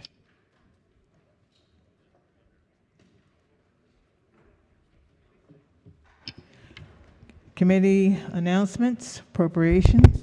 Thank you, Madam Speaker. The Appropriations Committee will meet at 2:15 today for a very short voting session and to report out the budget of the state of Maryland. Judiciary. Thank you, Madam Speaker, ladies and gentlemen of the House. The House Judiciary Committee will vote at 3:30 this afternoon, 3:30 voting session this afternoon. Thank you. Environment and Transportation. Thank you, Madam Speaker. The Environment and Transportation Committee will vote at 4 o'clock sharp. Health and Government Operations. Thank you, Madam Speaker. The subcommittee meeting will be moved to 1:30 today. The voting session will be at 3:30. Ways and Means. Thank you, Madam Speaker. The Revenue Subcommittee will be meeting immediately following this floor session. Please pay attention for education and local revenue meeting times, and we will vote as a full committee at 3 p.m. Economic Matters. Thank you, Madam Speaker. House Economic Matters Committee will be meeting directly after we get off the floor for two bills, voting on two bills. Okay. Any caucus announcements? Women's History Month moment, Prince George's County, General Lady. Thank you, Madam Speaker. Good afternoon, colleagues. I am grateful to have the chance to speak on the floor today to honor the many women who have come before us, but most notably, several women from my county, gorgeous Prince George's County, who have paved the way for me and many other women. Trailblazing women who have had an everlasting impact on our state. So I will first start with former delegate. Do I need permission to? No, okay. No. Please just read. Okay. Delegate Pauline Menace, who was first elected to the House of Delegates in 1967. She represented District 21 and went on to serve a long and illustrious career over 40 years. She had the distinction of being the first woman elected to the House from Prince George's County, and she was also a founding member of the Women's Caucus and worked tirelessly throughout her career to advocate for women's rights. In the mid-1970s, she worked to change a state law that prohibited women from filing a lawsuit against her husband, and she was the first woman to serve on the House Judiciary Committee, my committee, the best committee. In fact, if you go into the Judiciary Committee hearing room, you will see a picture of Delegate Menace hanging there. Interesting story, during her time here, back in 1971, the female delegates, as many folks probably already know this story, but for those who don't, did not have their own restrooms here in the House. And so they had to leave the chamber and walk across the concourse to the public restroom. That also meant sometimes being absent during a vote. How convenient. So Delegate Menace complained, and then the Speaker of the House, Speaker Lowe, at that time, and also the namesake of our office building, decided to play a little joke. And in front of all of the delegates, he appointed her chairman of the Women's Restroom Committee and presented her with a fur-covered toilet seat. When Menace retired from the House of Delegates, she was thrown a surprise party by the Women's Caucus and the House Judiciary Committee. And in honor of her title as chairman of the Women's Restroom Committee, she was given a muskrat toilet seat, a little upgrade. The new toilet seat was much nicer than the one that was given to her by Speaker Lowe, which may or may not speak to the talents of women for gift giving. And so, interestingly, the toilet seat is in the Women's History Museum here in Maryland. And it's also a reminder of how hard that we as women have had to work and the struggles that we've had to overcome. The next person I'd like to also highlight from my county is Delegate Jerry Perry, who was first elected to the House of Delegates in 1983 to represent District 25. And she was the first African-American woman to be elected to the House from Prince George's County.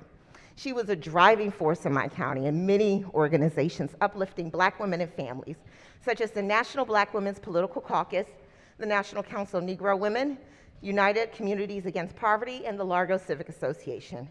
Her work in increasing the opportunities available to Black women in our county and our state have not gone unnoticed, and I am forever grateful to Delegate Perry for leading the way. But last but not least, also many of you may know former Senator Gloria Lala, who has been a long-standing fixture here in Maryland politics. She was first elected to the House in 1987, and then to the Senate in 1991, representing District 26, becoming the first woman and the first African-American woman to be elected as a state senator from Prince George's County. She has spent her career working to advance women's rights and work with organizations such as the National Council of Negro Women, the National Association for the Advancement of Colored People, the National Hookup of Black Women, and amongst numerous others. Her work over her years of service to our state have been nothing short of admirable and has rightfully earned her the title of the Grand Lady of Maryland politics. So during this month, we should pay tribute to all of the women who have worked endlessly to make our voices heard and demand change, like Delegate Menace, who is the reason we have bathrooms now here in the House Lounge. Thank you so much.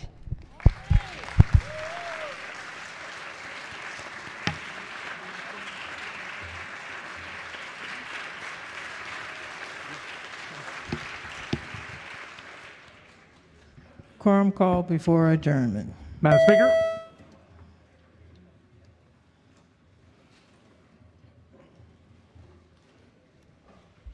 Clerk will take the call. There are 130 members present. What's everybody saying? Madam Speaker. Yes. Ladies and gentlemen, for those of you that don't have committee meetings and you want to leave your computers in the desk, it'll be okay to do so. The doors will be locked. Thank you, Madam Speaker. Majority Leader. Thank you. Did we call the quorum already? No, I was trying to, you guys were in a hurry. There's 130 members present. The House is still in session. Recognizing the Majority Leader. Thank you, Madam Speaker. I move that the House stand adjourned until Friday, March 18th at 5 p.m. 5 p.m. Legislative Day, March 12th. Please be on time. Tell yourself 4:50.